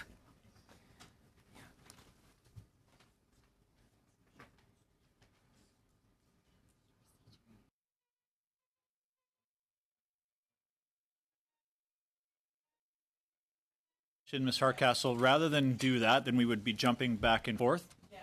Because they're so similar to the reason we're in that predicament is I would suggest you make an amendment to the CPC or Liberal amendment before yours that you're also dealing with. Try and get that done as part of the amendment that comes before yours. Because the reason we're in that predicament is they're very, very similar. Okay. So if you try to amend the one before yours, then that would address your problem. And do mine always come after? It's on whose was submitted first, and yours were submitted last. Okay. Yeah. Thank you. You're welcome. So any further discussion, Ms. Falk? Yeah, I just want to add with this amendment, what we believe it'll do will help hold the minister accountable. So the minister would be establishing benchmarks for realizing in Canada without barriers. And the minister should establish timelines for meeting those benchmarks. An additional subsection should be added requiring the minister to collect, analyze, interpret, publish, and distribute information regarding progress being made towards meeting those benchmarks. So just another opportunity to hold the minister accountable. Thanks, Ms. Falk. Mr. Nuttall. Thank you, Mr. Chair. I think it's important when we're looking at all of these, because I think there's going to be quite a number of them, and they're coming from multiple parties. In fact, all of the parties except for the Liberal Party, is to answer the question why. You know, why do we want timelines? Why do we want accountability of the minister? And the reason, Mr. Chair, that we would like accountability of the minister is not just for some political game or for some political purpose or any gotcha game in the House of Commons or in this committee. The reason we want accountability is that same reason that all of us care so much about this bill, which is it's here to help Canadians who are living with disabilities be able to live a more fulsome life, have access to so many more things. And the problem is when we don't have accountability, we know what happens. When we don't have accountability, then the idea that we're trying to achieve will not be achieved. And it's not just some political game in the House of Parliament. It's real people at home with real issues that are going to be affected by us not putting into place the right triggers, the right timelines, the right deadlines to ensure that there's accountability of what's happening on the ground across this country. Thank you very much, Mr. Nuttall. Any further discussion on CPC 9.1? So, Ms. Hardcastle, I would just, if there is an amendment that you want to bring up, is that something you want to do on this one? I'm just trying to give you the opportunity in case this passes. It may not, but, I don't know. okay. Well, I'm like lost procedurally. I have to amend mine. I can't amend mine, I mean. I have to amend the one that's here before we know if it passes or not. correct. Okay. Well, if this one is not passed, and I know it sounds confusing, if this one is not passed, we will discuss your next one, NDP 2.2. However, if this, But I won't get to amend it. when we discuss it, yes. Yes. you Oh, I can. will get to amend mine. Yes. Okay, yeah. Yeah. Pardon me? Oh, If this one doesn't pass. Yeah, correct. yeah. Mr. Diot, I'd like a recorded vote on this as well. thank you. No further discussion on CPC 9.1. I will call the vote. Mr. Hoag. Negative.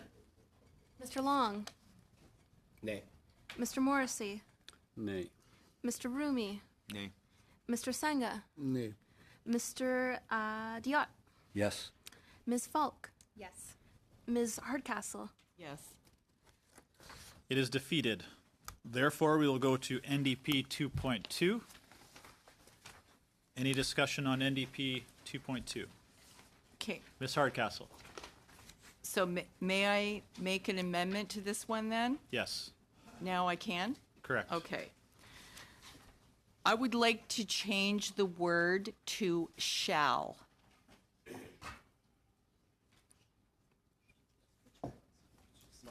In 2 and 3? Yes, I'll take out the word must. Go, okay. I'm waiting for to. No, I'm listening both. Yeah. Okay. Well, I already said, I'll change the word must to the word shall, hoping that that is more palatable to my colleagues across the way so that this will pass.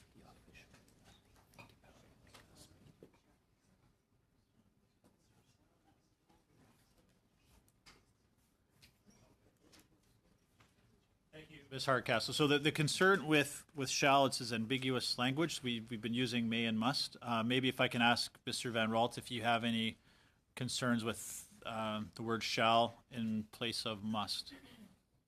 We're giving you a lot of may, must, shall tonight. Thank you, Mr. Chair. The current drafting, I don't want to say protocol, but is must versus may. And where would shall come into that? It's old. It is too ambiguous from an interpretation perspective, which is why the drafting has moved towards the may versus the must. Thank you. So I think the feeling would be that Yep. We've already given this a go with the word must. I'll stand with my amendment with the word shall. And let's see what happens with the recorded vote, please. okay, Mr. Nuttall. Just a point of clarification, because I do want to speak to the main motion. So are we on an amendment of shall to the motion? Correct. Or is it the motion is the amendment to the clause right We are now? going to be doing an amendment to the amendment. Yeah, Mrs. Hardcastle will have to move an amendment to the amendment of changing must to shall. Can she not move it with shall?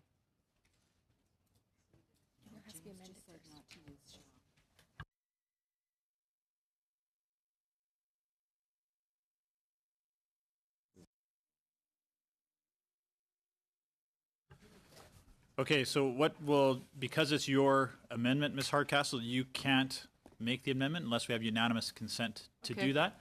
So it won't be an amendment to the amendment. Your amendment will now be shall instead of must. So we will be doing one vote on that. So, Mr. Nuttall, yeah. So on that before the vote, so she's moved the motion with the word shall, I think is effectively what's happened. Right, but before we do that, we Yes. have to have unanimous consent to allow that to happen.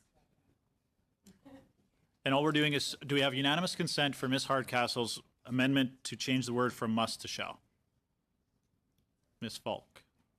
I'm agreeing. Oh, okay, I'm sorry. saying I thought you had a comment. But I need unanimous consent for that to happen. No? Because we've already heard the reason why shall should not be used. That's why I thought you were just overruling that, but that's okay. Okay. So it's not, so we are dealing with NDP 2.2 with the word must as part of the amendment. Any further discussion? Mr. Nuttall. Yes, could I ask a question to Mr. Van Relt here?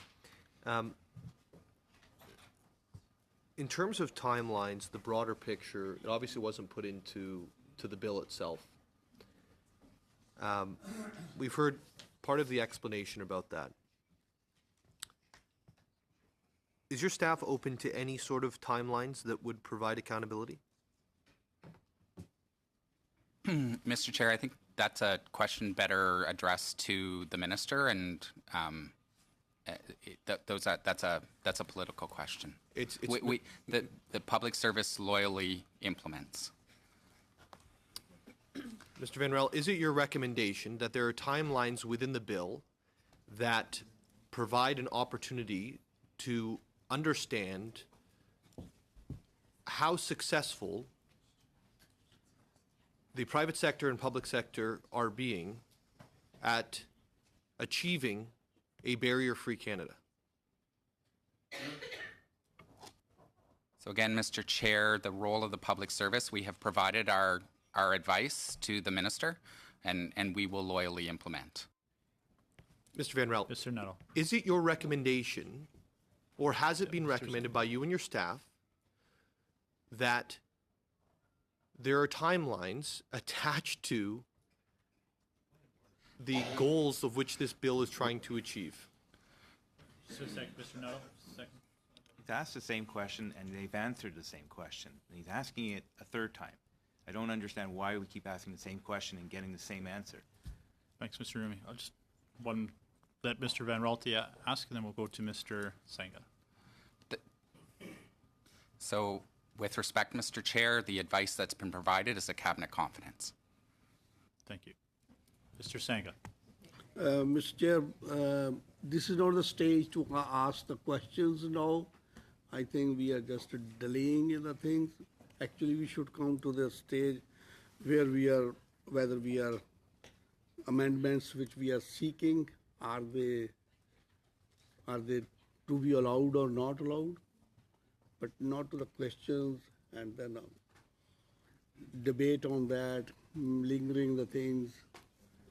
If we have to move forward, we have to move forward with the actual facts, whether we are ready to accept the amendment or not. Mr. Senga, to your question, the department officials are here specifically to answer questions of the committee members. That is what they're here for. If committee members have questions of the department on the amendments, they are more than welcome to ask those questions. Okay. Okay? Yeah, really. Ms. Falk. I just want to respond to that through you, Mr. Chair, if allowed. Our job is to make sure that this is done to the best quality that could be, and our opportunity to have wholesome debate through this should be allowed. So I think that we should respect where each side is coming from and allow debate to happen. Thanks, Ms. Falk. Any other comments on NDP 2.2? Seeing none, I will call the vote. All in favor? Could we have a recorded vote, please? Right, and sorry, Ms. Hardcastle, you had requested a recorded vote. Mr. Hogue? Mr. Long? No. Mr. Morrissey? No. Mr. Rumi? Nay. Mr. Sanga? No. Mr. Diot? Yes. Ms. Falk? Yes. Ms. Hardcastle? Yes. The amendment is defeated. No amendments were added to Clause 15, so I will now call the motion for Clause 15 to be passed. All those in favor? Opposed? Carried. We now move to Clause 16 and Liberal 9.1. Mr. Rumi. So we heard quite a bit from stakeholders that the duty for the minister to collaborate with provinces and territories should be mandatory. So in this case, we actually want to put in there that the minister must make every reasonable effort to collaborate with provincial and or territorial. Thanks, Mr. Rumi. And just as well, there's amendments from CPC and NDP, very, very similar. So if we approve 9.1, those other two amendments will be moot. So I'm assuming we'll have a lot of support for Liberal 9.1. We're good. Well, the mood may have changed. All those in favor of Liberal 9.1? Opposed? Carried.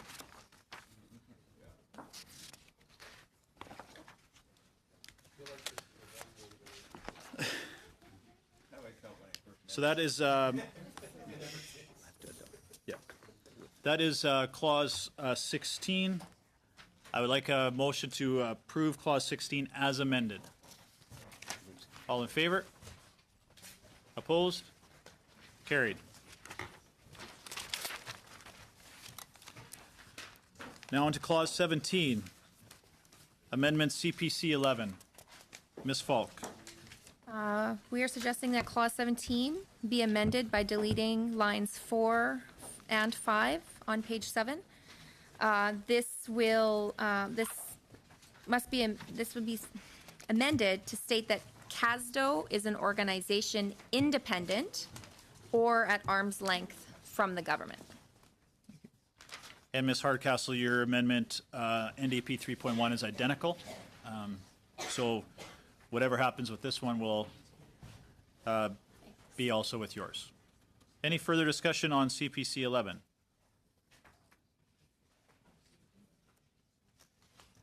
Seeing none, call the vote. All those in favor?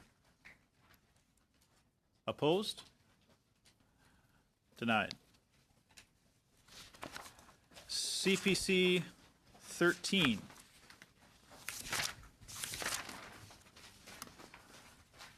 Any discussion on CPC 13?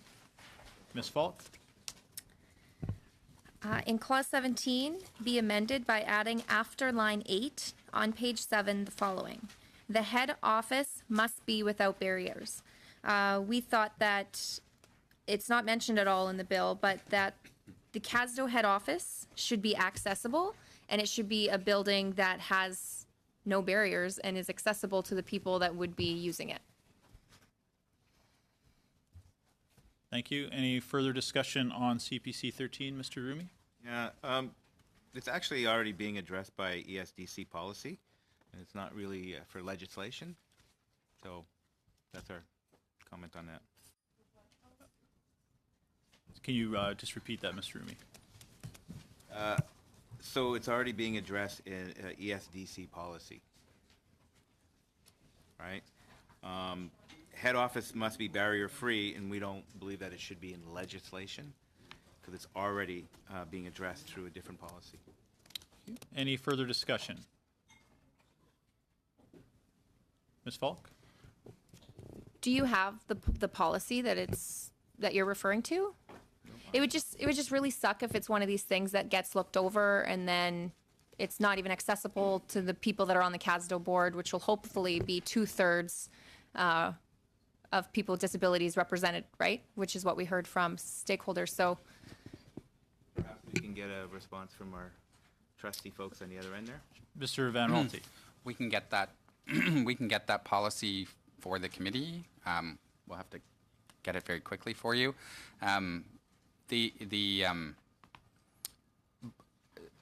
Government of Canada, from an accommodations perspective, is bound by building code, and so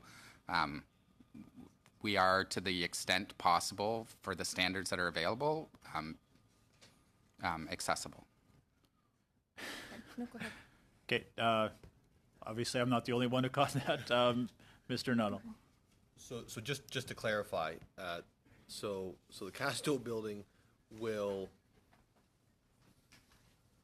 just meet the current standards, not even the, right? So just the current standards.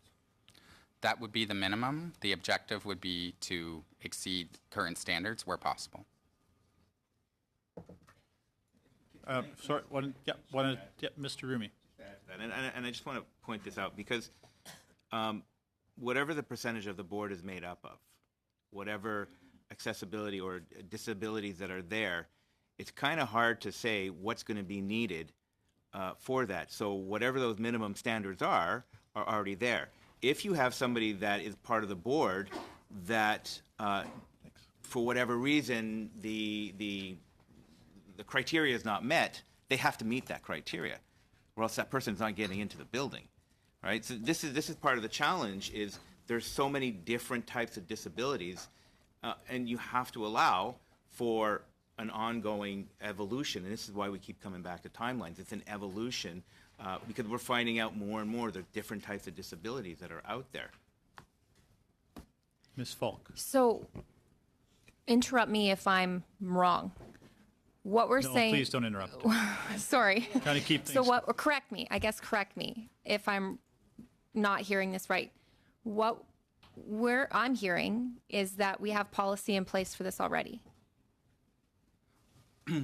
We have building code policy in place for Government of Canada institutions. Okay. So to clarify, right now that building code is based on the National Building Code, which is province by province. So Okay. you can, in our setting in the National Capital Region, you can have buildings that reflect Quebec Building sure. Code, and you can have buildings that reflect Ontario Building Code, and you can also have older buildings which were built to the building code standard of the time, and until there's a large renovation to that building, it isn't captured.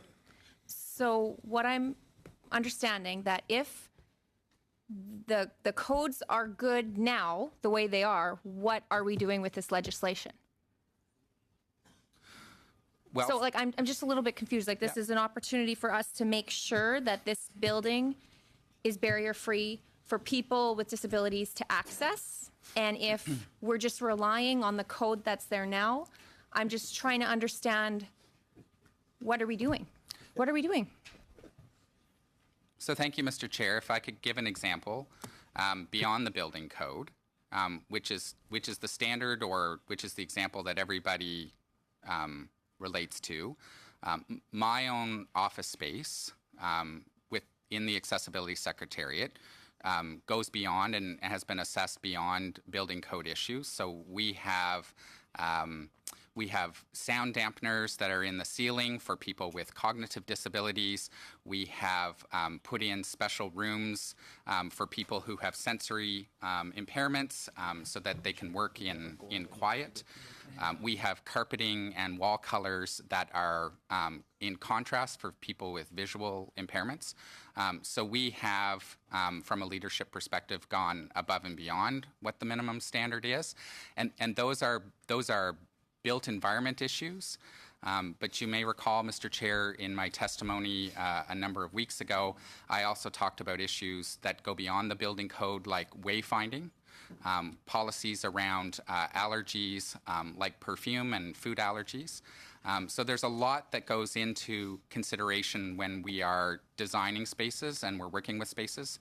Our colleagues in procurement, PSPC, I get this wrong all the time, Public Service and Procurement Canada, are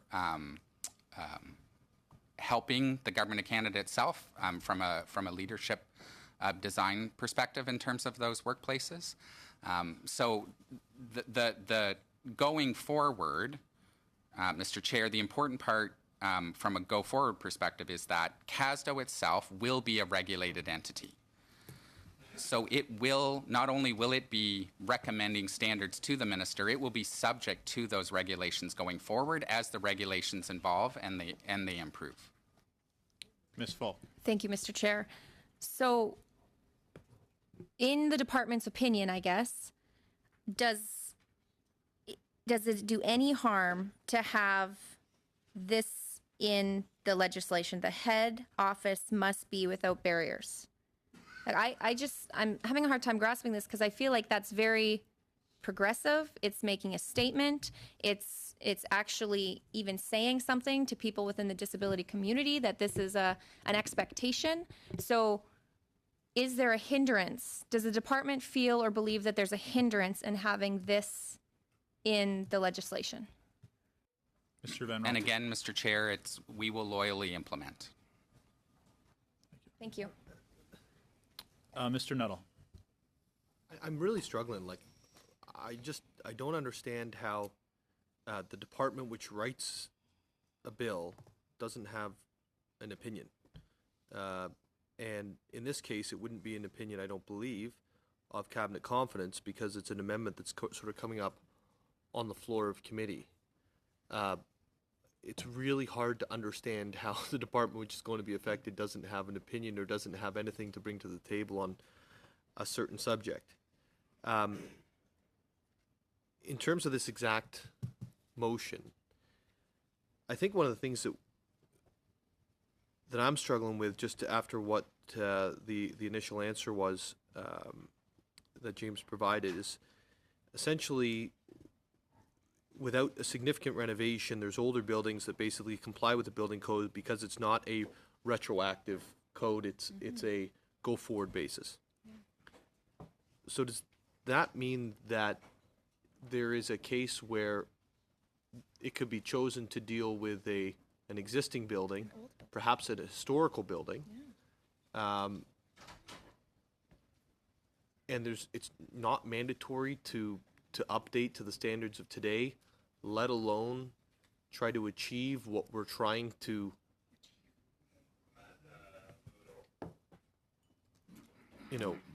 convey to the country we want and actually push the private sector across the country to implement? I mean, it seems pretty basic to say, we're creating a new organization, and that organization is going to enforce standards, and the head office of that organization should live by those same standards.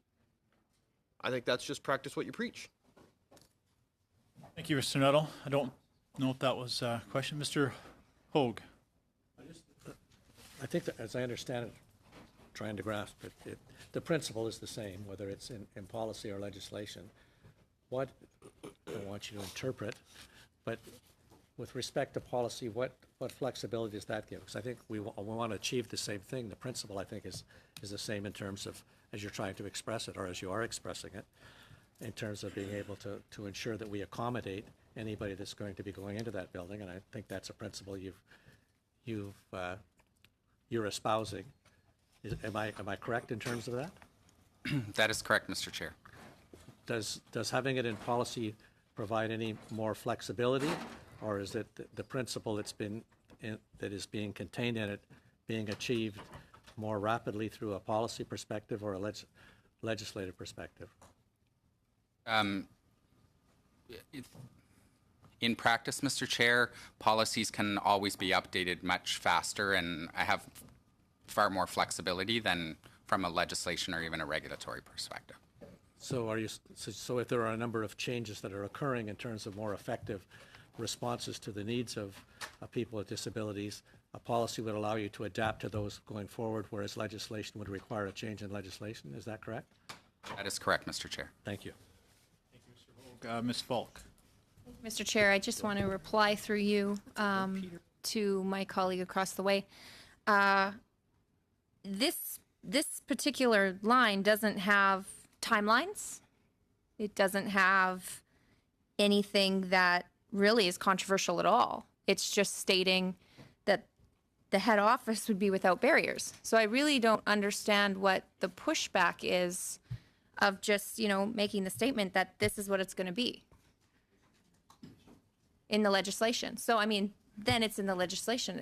I could never see this in the foreseeable future needing to be amended, especially if the CASDO board has minimum 50% plus one members on it that have some type of disability.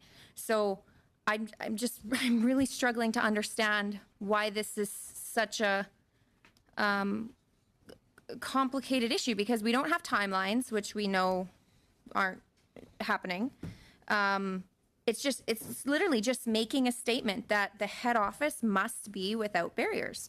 And it literally sets a standard, because what happens if we do have an older building and it doesn't need to be retrofitted depending on building codes or whatever the case may be? I'm just trying to understand. Thank you, Ms. Falk. Mr. Rumi? Two cents and my 2 cents, and then I'm done with this one. But first of all, how do you even define what's barrier free? You want to put in legislation barrier free, but we don't know what that barrier free means because that definition's always changing, right? So the proper place for that to be is in the regulations, because if somebody has, as James mentioned, somebody has an allergy to perfume, if somebody has a problem with wireless and they have the electromagnetic piece, these are things that haven't even come to the table yet. So if you're putting a statement, head office must be barrier free, what does that mean? We decided in the regulations. That's why it's in regulations. This is. Okay, well, sorry. That's it. Mr. Nuttall. To be fair, Dan, you started this off by saying that this is already covered in ESDC, or I think that was ESDS, whatever it was, which basically was interpreted into building code. And now you're saying, oh, but actually it can be covered in regulation changes. Before it wasn't needed, and now in the same conversation, you're saying it can be put into regulation. Oh, let's deal with it there. But there was, at the start of this conversation, there was actually nothing to be dealt with. I said at the start of the conversation, not for legislation. That's what I said. Right, and it's already covered. Okay, sorry, guys, just one at a time. Sorry. Yeah, it's okay. It's already covered by, I can't remember the ESDS or ESDC, thank you. So I think that the intent that the mover is trying to push here is that this building should, that the space should constantly be, at least at the standards of the day, but even further than that. And it scares me that the standards of today are that in an historical building or an older building, this is not retroactive. So you're basically saying, okay, well, we're going to leave it to the organization to go out and find the space and make sure that it's all done, but without actually delineating that what the goals are in the legislation and then the actual details are in the regulation. The legislation outlines the broader picture, as you're saying, and then the regulation you're saying outlines the details. So here's the broader picture, and then come back with the details. Thank you, Mr. Nuttall. Any further discussion on CPC 13?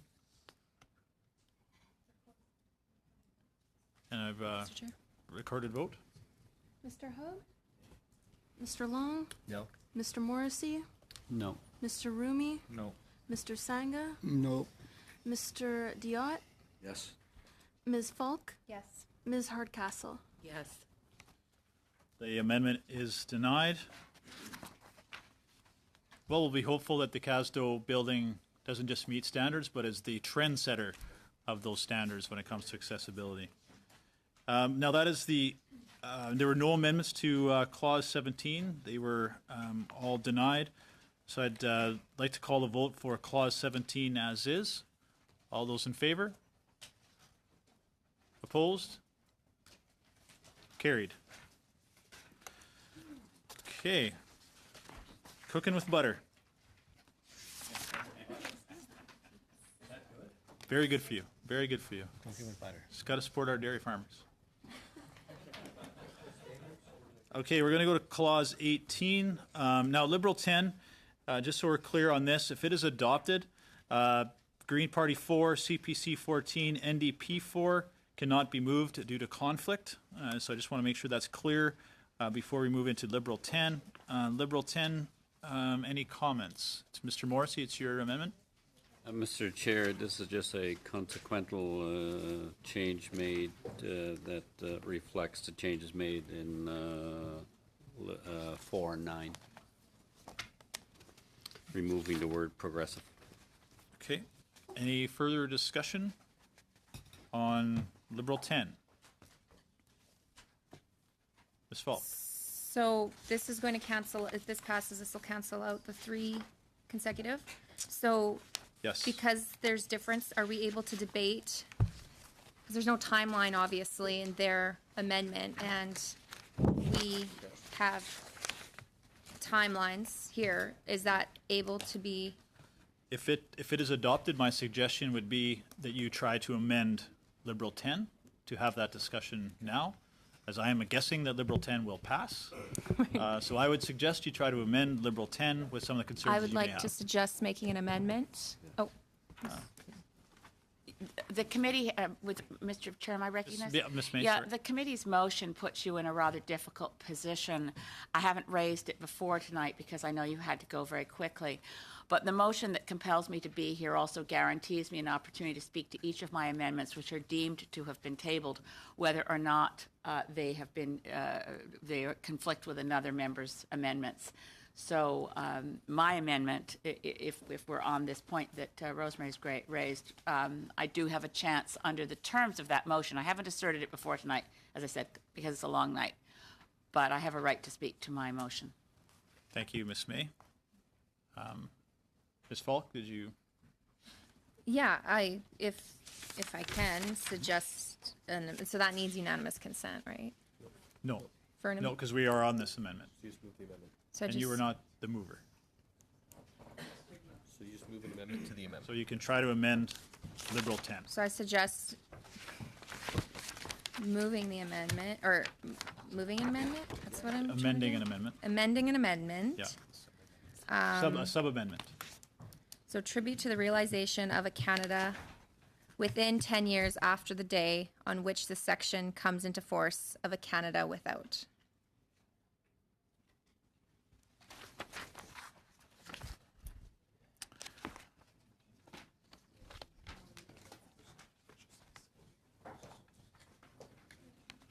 So does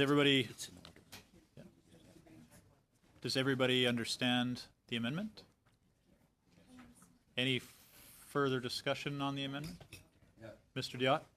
Actually, I would like to make that amendment so that Bill C-81 in Clause 18 be amended by, Mr. Diot, only one amendment at a time. So it's already been, there's an amendment, sub-amendment on the table. okay?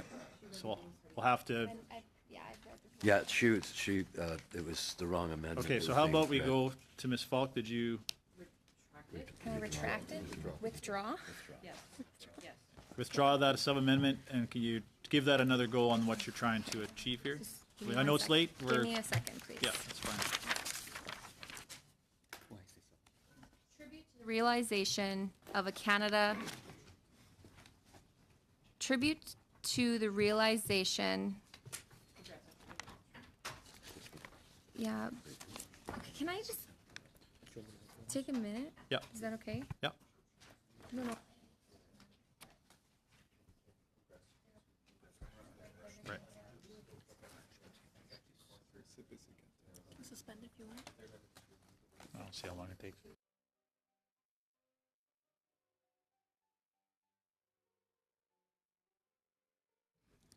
Okay, I think I'm ready. Tribute to the realization over a 10-year period of a Canada without. Okay. Okay. Thank. Does everybody understand the sub-amendment? Okay, we'll call the sub-amendment to a vote. All those in favor? Are you in favor of the sub-amendment? Yes, yes. Opposed? She wanted a recorded vote. Oh, sorry. Did you ask for a recorded vote? That's, yeah. Oh, sorry, Okay. my No, fault. that's okay. It's Okay. late. It's Yeah. very late. Mr. Hoag, Mr. Long, No. Mr. Morrissey, No. Mr. Rumi, Mr. Sangha, No. Mr. Diot, Yes. Ms. Falk, Yes. Ms. Hardcastle. The sub-amendment is denied. Any further discussion on Liberal Amendment 10? Seeing none, we'll call the vote on Liberal Amendment 10. All those in favor? Yeah. Opposed? Carried. So now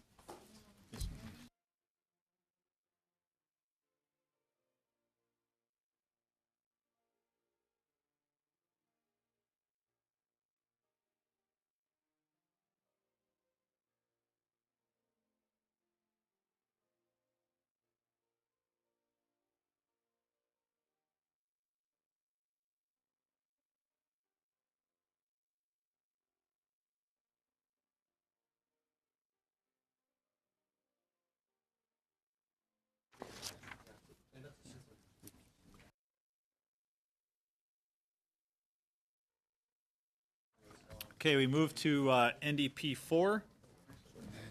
Oh, no, sorry, Liberal 11. Excuse me, Mr. Chair. Yeah. I've not been allowed to speak to PV4. My understanding is it's been deemed as moved, and you, because it was as part of the previous one, it is, the Well, the language way- has been changed, and no. Then that is a violation of the terms of the motion which compel me to be here. I have very limited rights in these circumstances, but I am, if you review the motion you passed, I believe you'll find that I have a right to speak to each amendment, whether they conflict with others or not. They are deemed moved, and the only right I have is to be able to speak to them. Now, if you want to take that position, I'm not in a position to challenge the chair, but you all passed this motion. I objected to it at the time. It's onerous and unfair, and it's coercive, but the one thing I have is a right to speak to each of my amendments and clause by clause.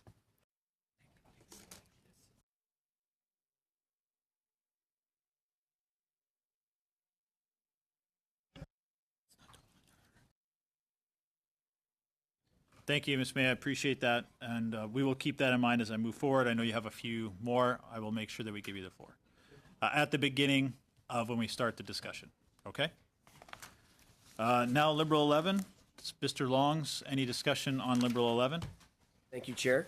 It's just a very minor grammar change. So I'll just read it out. C81 in Clause 18 be amended by replacing in the English version line 11 on page 7 with the following: barriers through, among other things, as opposed to barriers by. So we want to change that to through.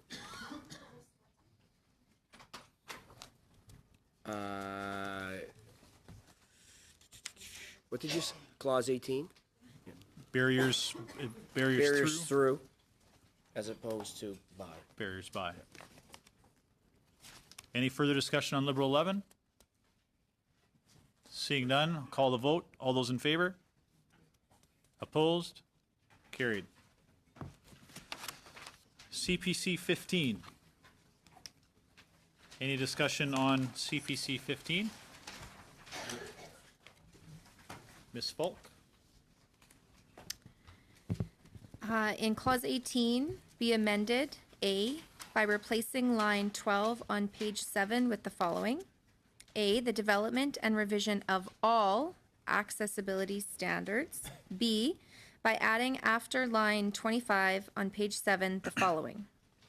2, when developing accessibility standards in the areas of information and communication technologies or transportation, the standards organization must consult the Canadian Radio, Television and Telecommunications Commission or the Canadian Transportation Agency, as the case may be.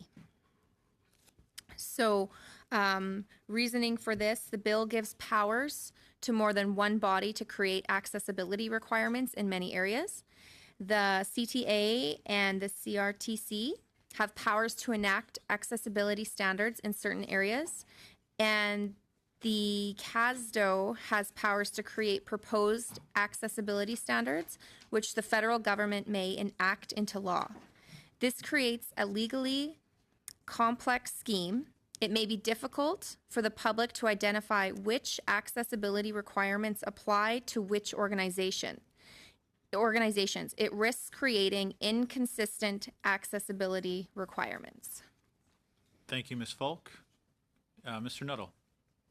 I think this is actually what Mr. Long's amendment was about earlier, where you have multiple regimes, multiple organizations overseeing a single idea of accessibility within a sector or a space, and needing the ability to determine which one actually matters. And I think based on the amendment that we, or at least the intent of the amendment that we passed earlier, was that the greater of the two be the one that is adopted.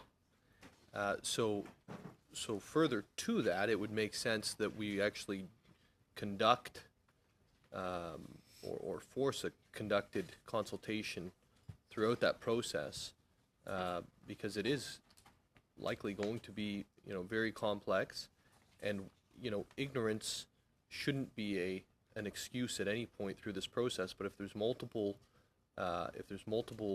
oversight mechanisms, then, you do want the consultation taking place with those organizations that are going to be affected. Thank you, Mr. Nuttall. Any further discussion on CPC 15? Seeing none, I'll call the vote. Recorded vote, Oh, I'm sorry, recorded vote. Mr. Hoag, Mr. Longs? Mr. Long, No. Vote. Mr. Hoag, Okay. Mr. Long, No. Mr. Morrissey, No. Mr. Rumi, Nay. Mr. Sangha, No. Mr. Diot, Yes. Ms. Falk, Yes. Ms. Hardcastle. Yes. The amendment is defeated.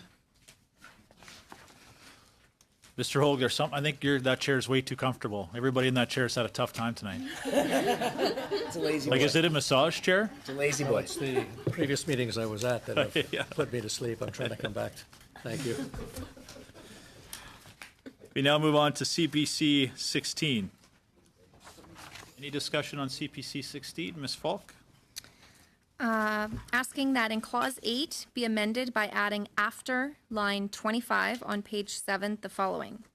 2. The standards organization must, within 6 months after the day on which this act comes into force, develop and implement an education and information program for the dissemination of information to the public under paragraph 1E. So I know we had heard testimony from many different witnesses about having a proper, or not even proper, but having some type of public education rolled out. I know the Canadian Hard of Hearing Association, Mr. Christopher Sutton had mentioned this. We also had Ryerson University mentioned. So there's a few. So I think it's just important too that the opportunity for public education have the ability to be rolled out to inform Canadians. Thank you, Ms. Falk. Any further discussion on CPC 16? Mr. Nuttall? Mr. Van Rel, in terms of your implementation of this bill, what is your expected timeline in order to start the education surrounding the legislation changes? Thanks for the question, Mr. Chair. The expectation is that the new organization would open its doors this summer. It'll take about a year to stand up the organization from an infrastructure and getting staffed up and getting everything in place, and then it will be fully operational a year from this summer. Thank you, Mr. Van Raalte. Sorry. Yeah, Mr. Nuttall? So education would start when? Education, the powers under the mandate of CASDO as stated in 18A through E, they become, once the bill becomes law, they become in force. The infrastructure required, the hiring, and to get that all set up in the office, et cetera, would be a year from this summer. So summer 2020 is when you would begin Technical educating. committees for standard development, information, sharing of best practices, innovation work on standards of the future. Thank you. Ms. Falk?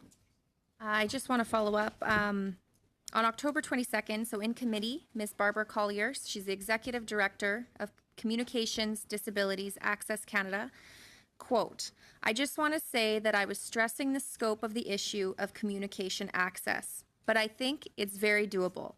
90% of what I'm talking about is education, and I think we have the education resources that could be put in place. What we need is a standard stating that everyone needs training about how to communicate with people who communicate in different ways. It's very doable, end quote. So I just want to emphasize our stakeholders. We heard from them, our witnesses, that public education is so important.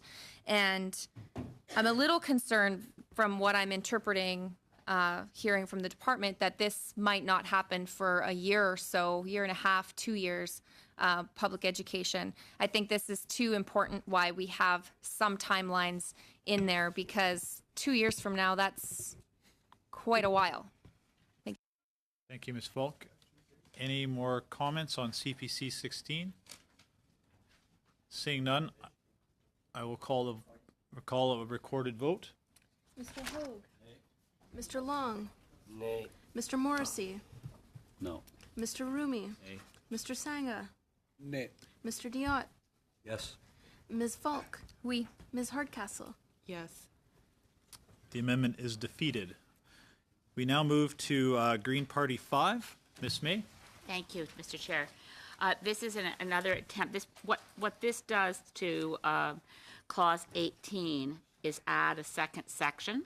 So in my amendment, Partie vers 5, the following would ensure that there was some degree of a timeline attached to the development of carrying out the mandate and reviewing an accessibility standard, so that to be created, the Canadian Accessibility Standards Development Organization mandate under Section 1A of the Development and Revision of Accessibility Standards would have that standard within 5 years after. I would have a review the accessibility standards 5 years after the date it was implemented, or on an earlier date if the minister so specified. This is to ensure that as the accessibility standards are rolled out, they're reviewed in a timely fashion to see how they're working and if they're meeting the needs of the community for which they are designed. Thank you very much, Ms. May. And I need to be clear as well on the Green Party 5. If adopted, CPC 17 and NDP 4.1 will not be moved due to consistency. Any issue or any discussion on Green Party 5? Mr. Nuttall. Thank you, Mr. Chair. I think I would really, really, really like this to be adopted. If we're not going to put actual timelines in place to achieve something, then at least putting timelines in place to report, to review the accessibility makes sense. So if we're not going to put timelines to achieve, hopefully we can have timelines to review, and maybe we can put timelines to achieve at that point. Thank you very much, Mr. Nuttall. Ms. Hardcastle. Thank you, Mr. Chair. I think this is a very important amendment if we are going to embrace the concept of barrier-free Canada being something that evolves. We need to be responsive, and we need a mechanism in place to ensure that we are responsive as we're evolving and adjusting to best practices and learning and improving constantly, because there is no real end point to all of this. And that point has been made on all sides of the committee table here tonight, and this is extremely important for us to respond to that. Thank you. Thank you very much, Ms. Hardcastle. Any further discussion on Green Party 5? Seeing none. Oh, I'm sorry, Mr. Hoag. Ask the experts, in terms of looking at policies and the implementation of policies and the issue of timelines, which has been pretty controversial as we've gone through this, what is the current practice with any legislation you receive in terms of the implementation processes that you follow? I'm not sure I understand the question, Mr. Chair. The question is, if there's a piece of legislation that comes out that doesn't have a hard timeline in it, how does the ministry respond to it? How do you carry out the principle? I think we all want to see this as a principle. We want to see this achieved as quickly as possible. If you don't have a timeline, how do you manage that? If I understand I'm still not sure I understand the question, Mr. Chair, as it pertains to the proposed amendment, as it pertains to the proposed amendment, the Standards Council of Canada already has this requirement. So standards by the accreditation process have to be reviewed every 5 years. That is a requirement. It's already built in. So by creating a new standards organization that will fall under the rules of the Standards Council of Canada, this will already be occurring. It is a, I don't want to overuse the word standard. It is a standard practice. It is a requirement for updating of standards. So, am I? Yeah, Mr. Hogue. So does that mean that putting something in this, it becomes redundant because you're bound to that with standards that you have to comply with now? Yeah, thank you. Mr. Hogue. Any further comments on this May? To officials and Mr. Van Ralt, what legal status does the Standards Council of Canada, and we're talking a legislative frame, you mentioned earlier the Human Rights Code, of course, has quasi-constitutional status. There's no statutory status to the council's standards. It's an accreditation standard. Yeah, so it's voluntary and outside the laws of Parliament and could be violated without any recourse for parliamentarians to pursue. I believe that is correct, Mr. Chair. Thank you, Mr. Van Ralt. Thank you very much, Ms. May. Any further discussion on Green Party 5? Seeing none, I'll call the vote. All those in favor of PV 5? Recorded vote? Sorry, I feel Sorry, like I'll keep looking I'm at it. interrupting. Sorry. If you could just say it when you want one. Then. Mr. you. Hogue. Opposed? Mr. Long. No. Mr. Morrissey. No. Mr. Rumi. Mr. Sanga. Nope. Mr. Diot. Yes. Ms. Falk. Yes. Ms. Hardcastle. Yes. The amendment is defeated. We now move to CPC 17. Any discussion on CPC 17? Ms. Falk. In Clause 18, be amended by adding after line 25 on page 7 the following. 2. The standards organization must develop accessibility standards for every area referred to in paragraphs 5A to G no later than 5 years after the day on which this subsection comes into force. 3. The standards organization must develop an action plan ranking in priority every area for which accessibility standards are required and provide the action plan to the minister. 4. The standards organization must update the action plan annually and provide the updated version to the minister. 5. The standards organization must review each accessibility standard every 5 years from the date on which it was established. So this bill, obviously, we've been talking about timelines.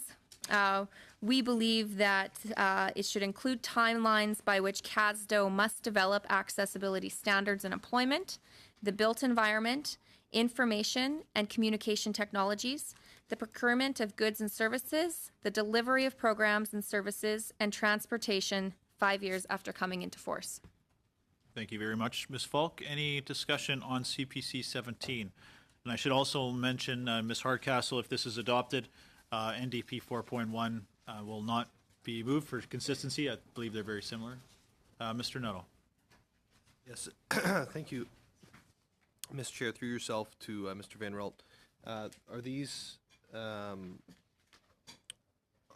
requests in terms of standards, are they likely to be achieved anyways? Are they already within the purview of what you're hoping to achieve when you're implementing the act? These are all within the purview of the proposed board of directors that would govern the standards development organization.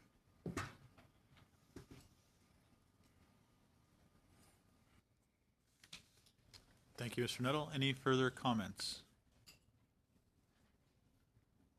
Seeing none, I will call... Recorded vote, please. Yeah, recorded vote. Thank you very much for your request. On CPC 17, recorded vote. Mr. Hogue. No. Mr. Long. No. He's waking up.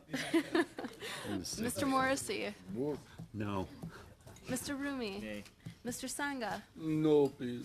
Mr. Diot, Yes. Ms. Falk, Yes. Ms. Hardcastle. Yes. The amendment is defeated. We will now move to CPC 18.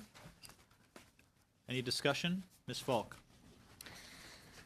In Clause 18, be amended by adding after line 25 on page 7 the following. 2. In carrying out its mandate, the standards organization must exercise leadership at the national level by ensuring that any information, product, or service it provides is without barriers, and that any document it creates is in an accessible format and in plain language. 3. The standards organization must not refuse any document that is in an accessible format or in plain language. So basically, justification for this, CASDO, I think this would just reiterate that CASDO must show leadership in terms of accessibility. Again, plain language, people with intellectual disabilities, the ability to access that, to understand that, so this should be part of the CASDO mandate. I knew you were trying to go. Is that the word I'm trying to say? Mr. Rumi. Once again, we really believe that this should be in not in legislation, but in an area for policy because it's ever changing. Documents are changing. The types of readers are changing all the time. So if you lock things into legislation, it's a massive procedure to change it. So we believe it goes in policy. Mr. Rumi. Ms. Falk. Thank you, Mr. Chair.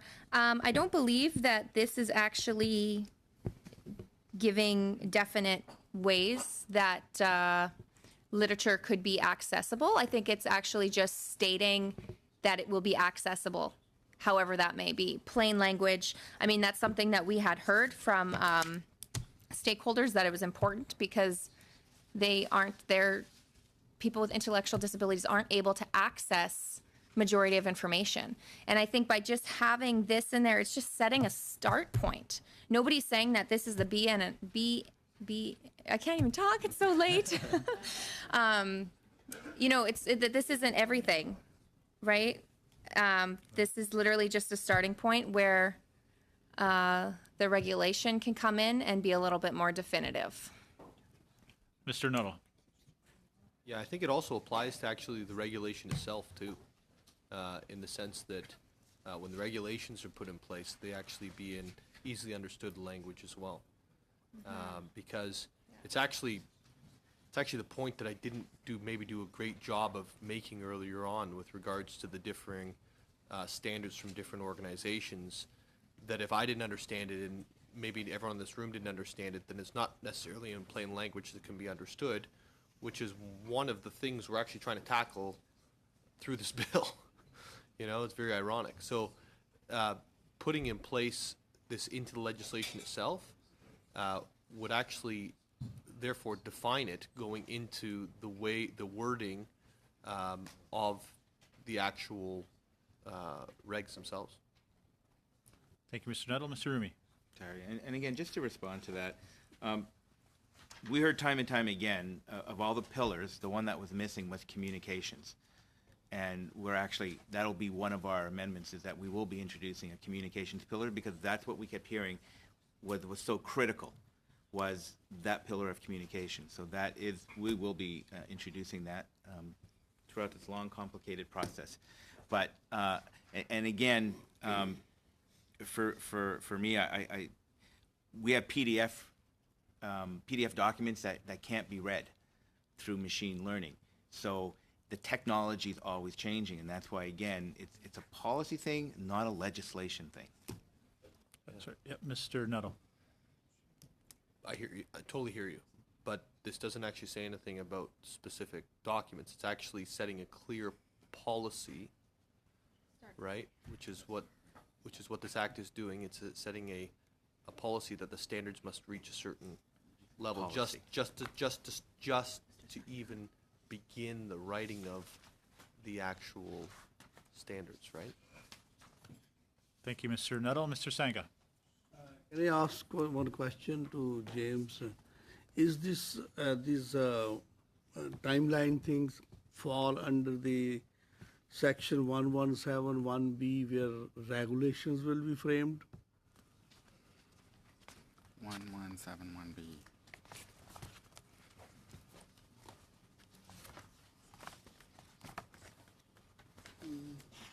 Sorry. Just a moment, Mr. Chair.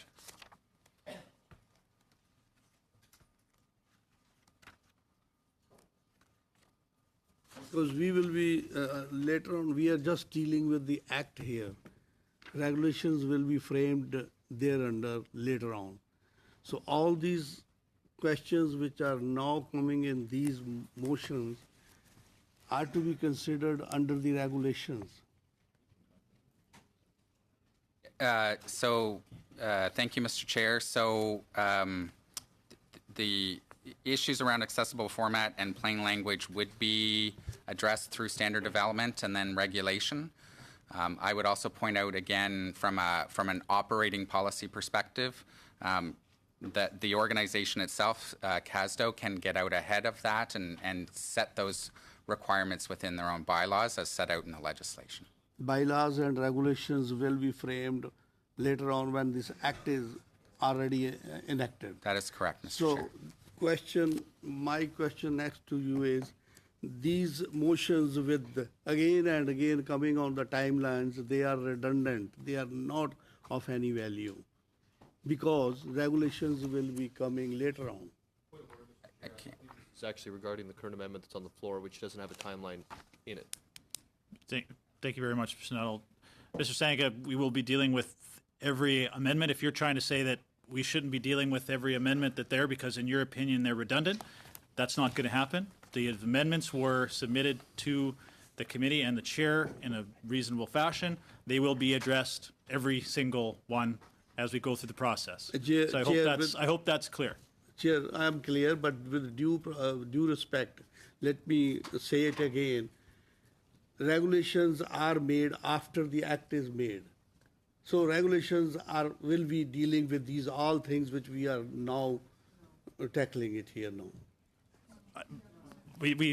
That's your opinion, Mr. Sanka, and I appreciate you're free to make that question. Any further discussion on CPC 18, Mr. Nuttall? Yes, thank you. Mr. Finnerell, as it stands today, and maybe this seems redundant, I'm not sure, but as it stands today, is it redundant? Is everything that's done currently out of your department, and would the standard that would then be put in place regarding the construction of any of the regs and standards going forward, would they be all done in plain language? Would they be all in accessible format? Thanks for the question, Mr. Chair. I would have to say we make best efforts. We are still learning and evolving as we go in terms of the range of accessible formats that are available. We will, so if I can give an example, when we led the consultation process across the country that served to inform the development of the legislation, each and every stop we learned from new barriers that we had not encountered before. So we made best efforts. We adapted as quickly as we could. We incorporated those changes into the next stop so that we could bring down those barriers at the next consultation process. But it is an evolving learning process for us.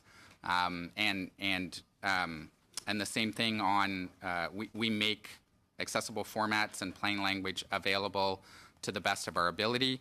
We often get that wrong. The disability community will reach out to us and say, "Can something be adjusted?" And we make those changes. I'm not sure I'm answering fully your question, Mr. Nuttall. Mr. Chair.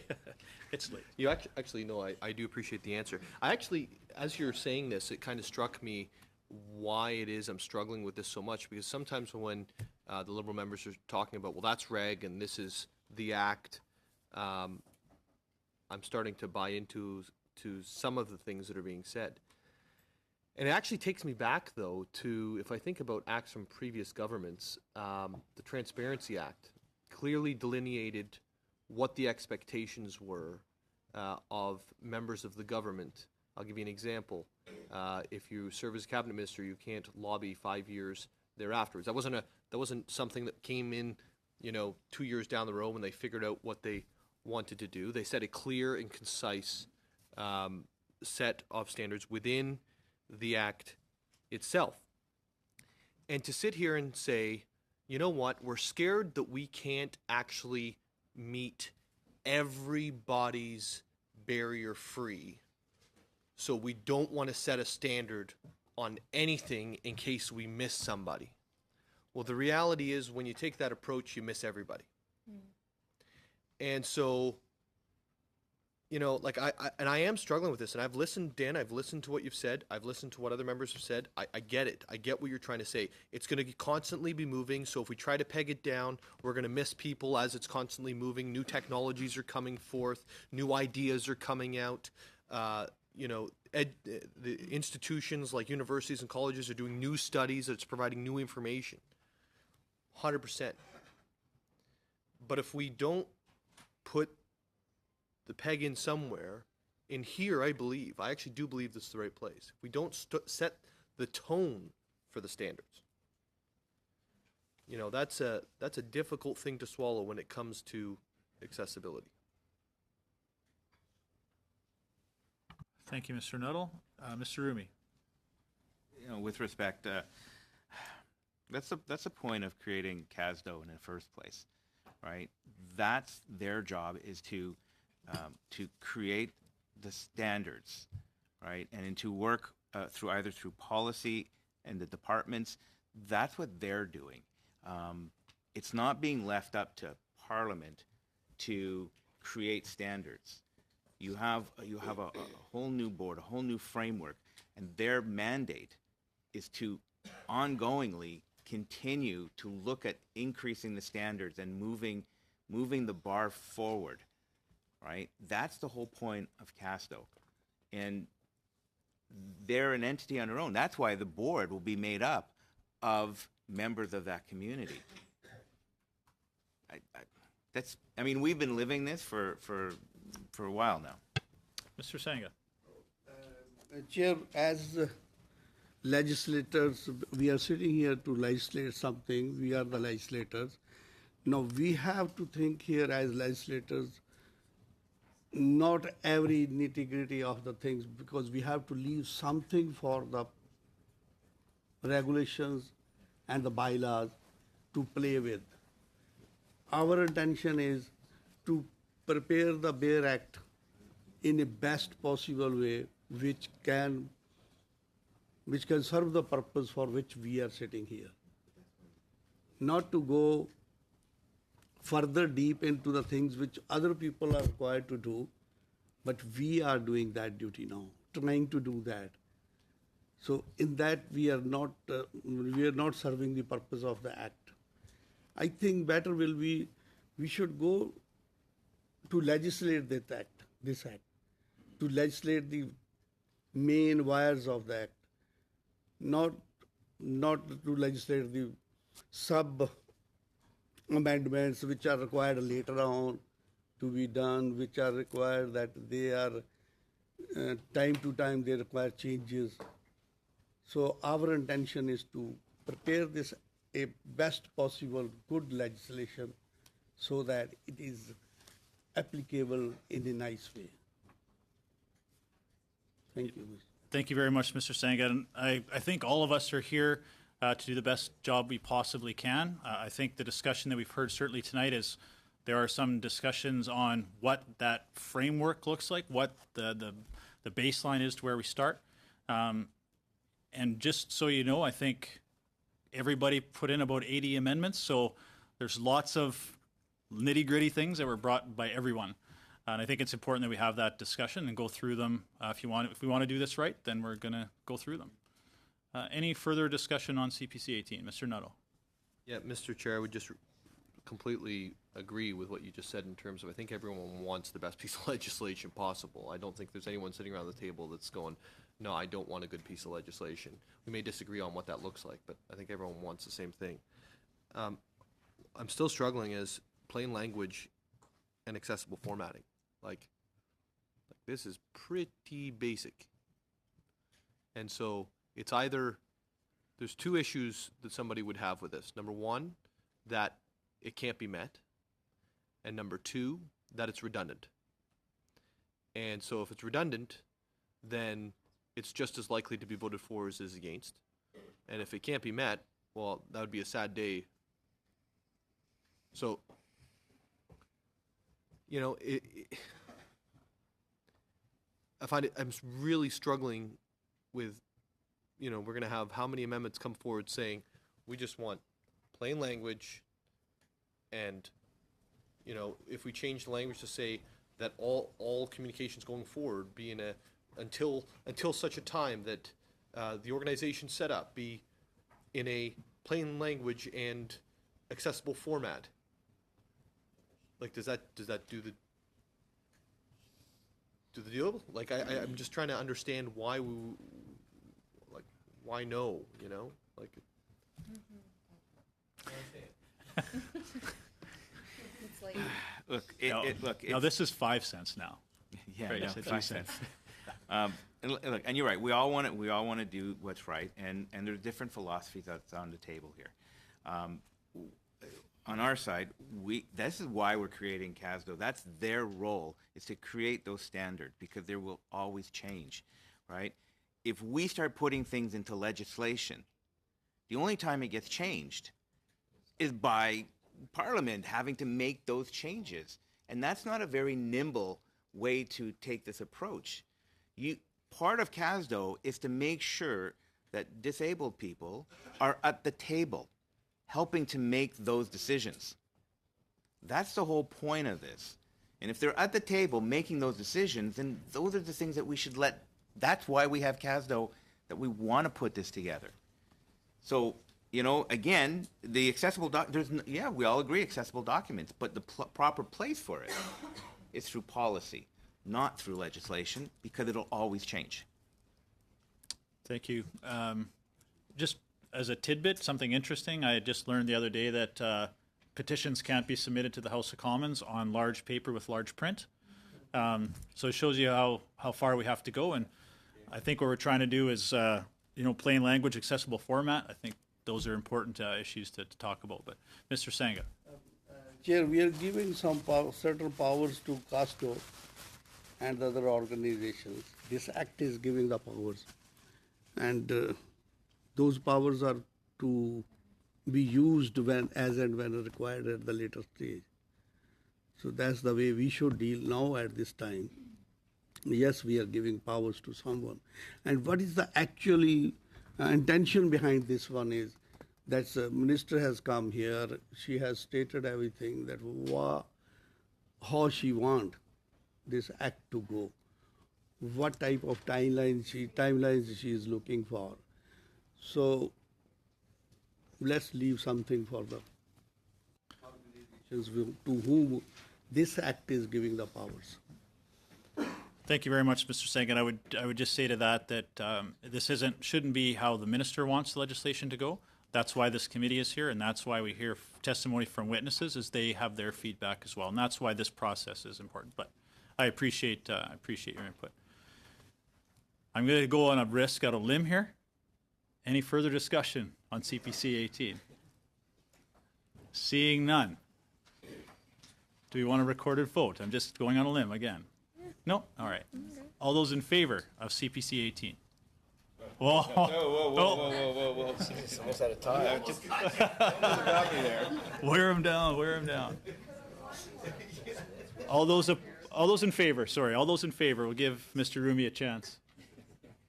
All those opposed? I feel very strongly both ways on this. Yeah. Thank you. NDP 4.1. Ms. Hardcastle. Thanks very much, Mr. Chair. this is pretty self-explanatory. We've seen repetitively here tonight that good opportunities for substantive language have been defeated. So I would plead with this committee to look at this once again. We have an opportunity to replace some of the superficial language with substantive language, and here is an area that we can do that. And as a matter of fact, we have people here listening tonight who may be misled even from the previous conversation about CASDO. CASDO is only as strong as we allow it to be. And at this point, it is only going to be answerable to itself.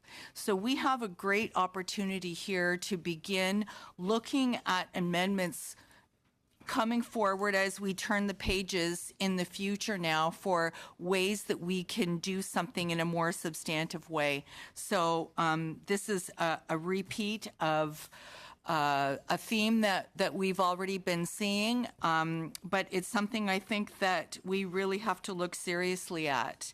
And so that's why the amendment is there. Thank you very much, Ms. Hardcastle. Any further discussion on NDP 4.1? Seeing none, I will call the vote. All those in favor of NDP 4.1? Can I have a recorded vote, please? You may. Mr. Hoag. Mr. Long. No. Mr. Morrissey. No. Mr. Rumi. No. Mr. Sangha. No. Mr. Diot. Yes. Ms. Falk. Yes. Ms. Hardcastle. Yes. The amendment is defeated. We have one amendment to Clause 18, so I will call the vote on Clause 18, carry as amended. All those in favor? Opposed? It is carried. Now, looking at the clock, we are going to go to 11 o'clock. If I can indulge my colleagues to get through Clause 19 and 20, which should be fairly quick. That should get us to 11 o'clock. Is everybody okay with that? Mr. Chair, I know that you need unanimous consent for this, but we are very into ensuring that this bill gets through, and so we would move to extend past 11 p.m. if possible, but I think we need unanimous consent to do that. We do. So we have a motion on the floor to, we do? No, we don't. We don't? Just a motion. Just a motion? All right. So a motion to continue to midnight? All those in, any discussion? Absolutely. Okay. Let's go. Keep All going. those in favor to continue to midnight? Opposed? Carried. Absolutely. Can we have a motion to that effect? Pardon me? Can we have a motion to that effect? Yeah. Should we have asked the, It has to be in policy or not? the staff? Yeah. Oh, good. Are They're you in guys it, okay they're in to it stay? with us. Here. Okay, we're moving on to CPC 19. Any discussion on CPC 19? Yes, Mr. Diot. Chair. In Bill C-81 in Clause 19 be amended by deleting lines 15 to 17 on page 8. Basically, it's removing power for CASDO to charge fees. And as we know it, charging fees, I think, is wrong. It's a wrong way to try to generate revenue, and any accessibility standard that CASGO develops should always be made available to the public for free.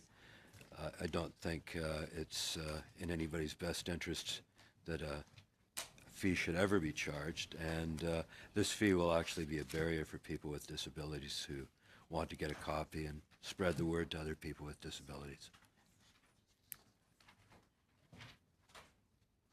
Just before I get to Mr. Rumi, just a couple of quick housekeeping notes for our audience and viewers, that the sign language interpreters will not be able to stay until midnight. So just for those of you who are in the audience, so you're aware that the sign language option will cease before midnight.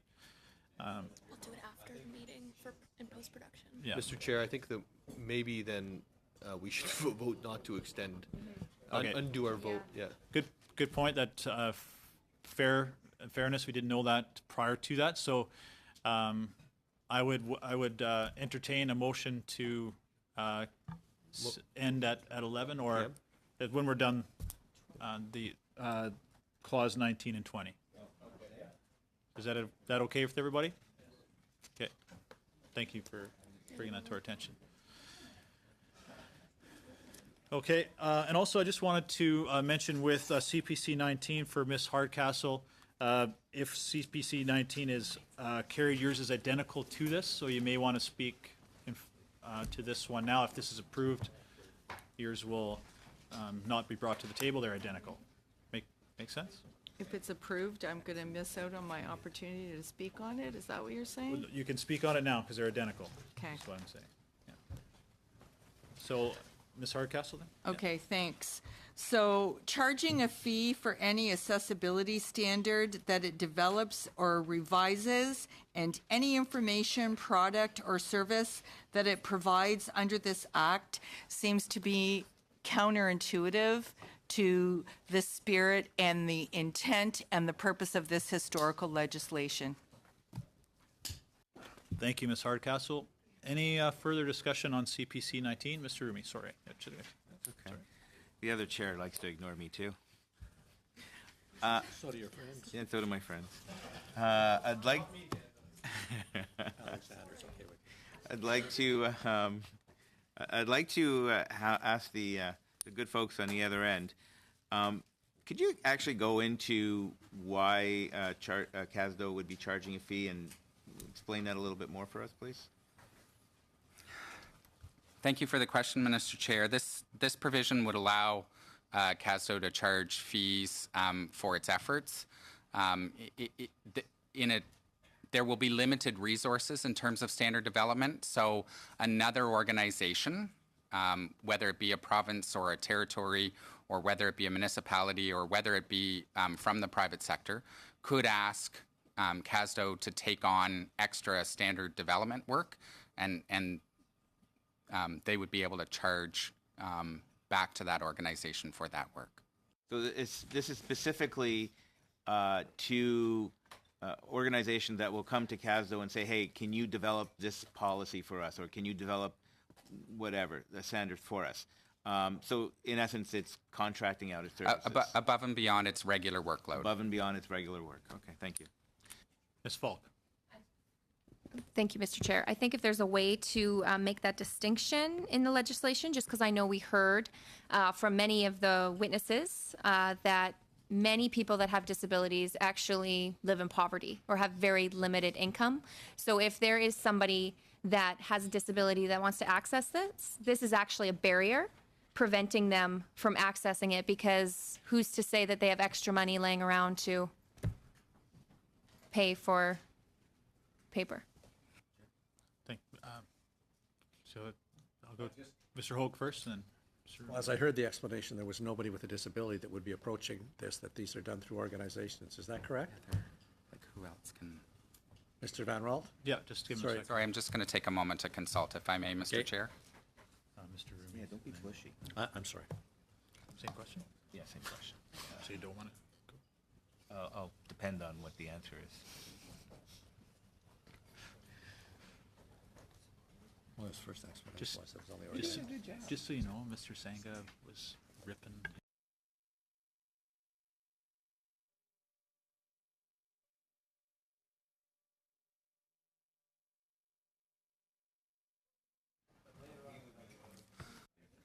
Apologies for the delay, Mr. Chair. I just needed to confirm, and I would direct the committee's attention to Other Powers, Section 20. So this work can be done for any person or entity, including any government in Canada or elsewhere. The point I would make is once the standard is adopted into regulation, then it is a free good, and it's made public to anybody who may need or want to use it. Thank you. Mr. Rumi, you're happy with that answer? I'm kind of happy with that answer. Are you? Ms.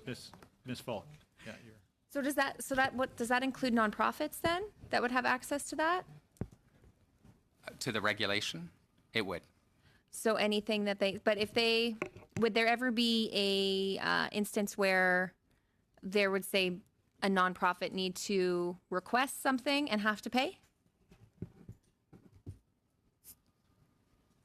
If any organization wished the Standards Development Organization to undertake work above and beyond its regular business, this provides the flexibility for the Standards Organization to charge for that.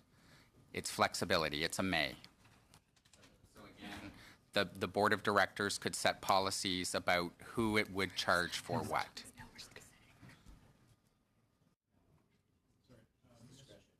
Sorry, one at a time. Are you okay? I'm collecting my thoughts, so Okay, go ahead. Mr. Rumi, and then I'll go So to... just to clarify, because, and I think maybe this is where you might be going, CASDA will create the standards, but it's not incumbent upon them to print out and give out the material to people, or is it? Will I be able to call CASDA and say, I'm this organization, give me 500 copies of the Standards Act, whatever? Just as an example. Ideally, Mr. Chair, the standard would be published. It would be online, so people would be able to access it. Ms. Hardcastle. I don't understand a situation where I don't care what the organization is, if they're trying to remove barriers or be an active part of a barrier-free Canada, why we would put a fee in their place to do that. We just heard, we're legislating, we're leaving regulations up to CASDO. They're not going to be independent. They're going to be answerable to the government, and now they're going to charge a fee. It's counterintuitive to every other argument you've made earlier tonight. Thanks, Ms. Hardcastle. Ms. Falk? So CASDO is technically going to be like a specialty board where people with lived disabilities who've experienced it are going to be writing regulations and standards, that type of thing. So if there's a nonprofit, for example, that's in a small town somewhere in northern Saskatchewan, for example, and they want to reach out to this, because we did hear Indigenous people, 40% of Indigenous people have a disability. So if we've got a nonprofit who is there helping, trying to do good, limited resources, they're not going to be able to technically, theoretically, would not be able to tap in to have them make something for them because there'll be a fee associated with it. So I'm just like, is there going to be any give with that? Like, it just seems that this is another barrier, except it's a monetary barrier, not just a physical barrier, which is counterintuitive of this bill.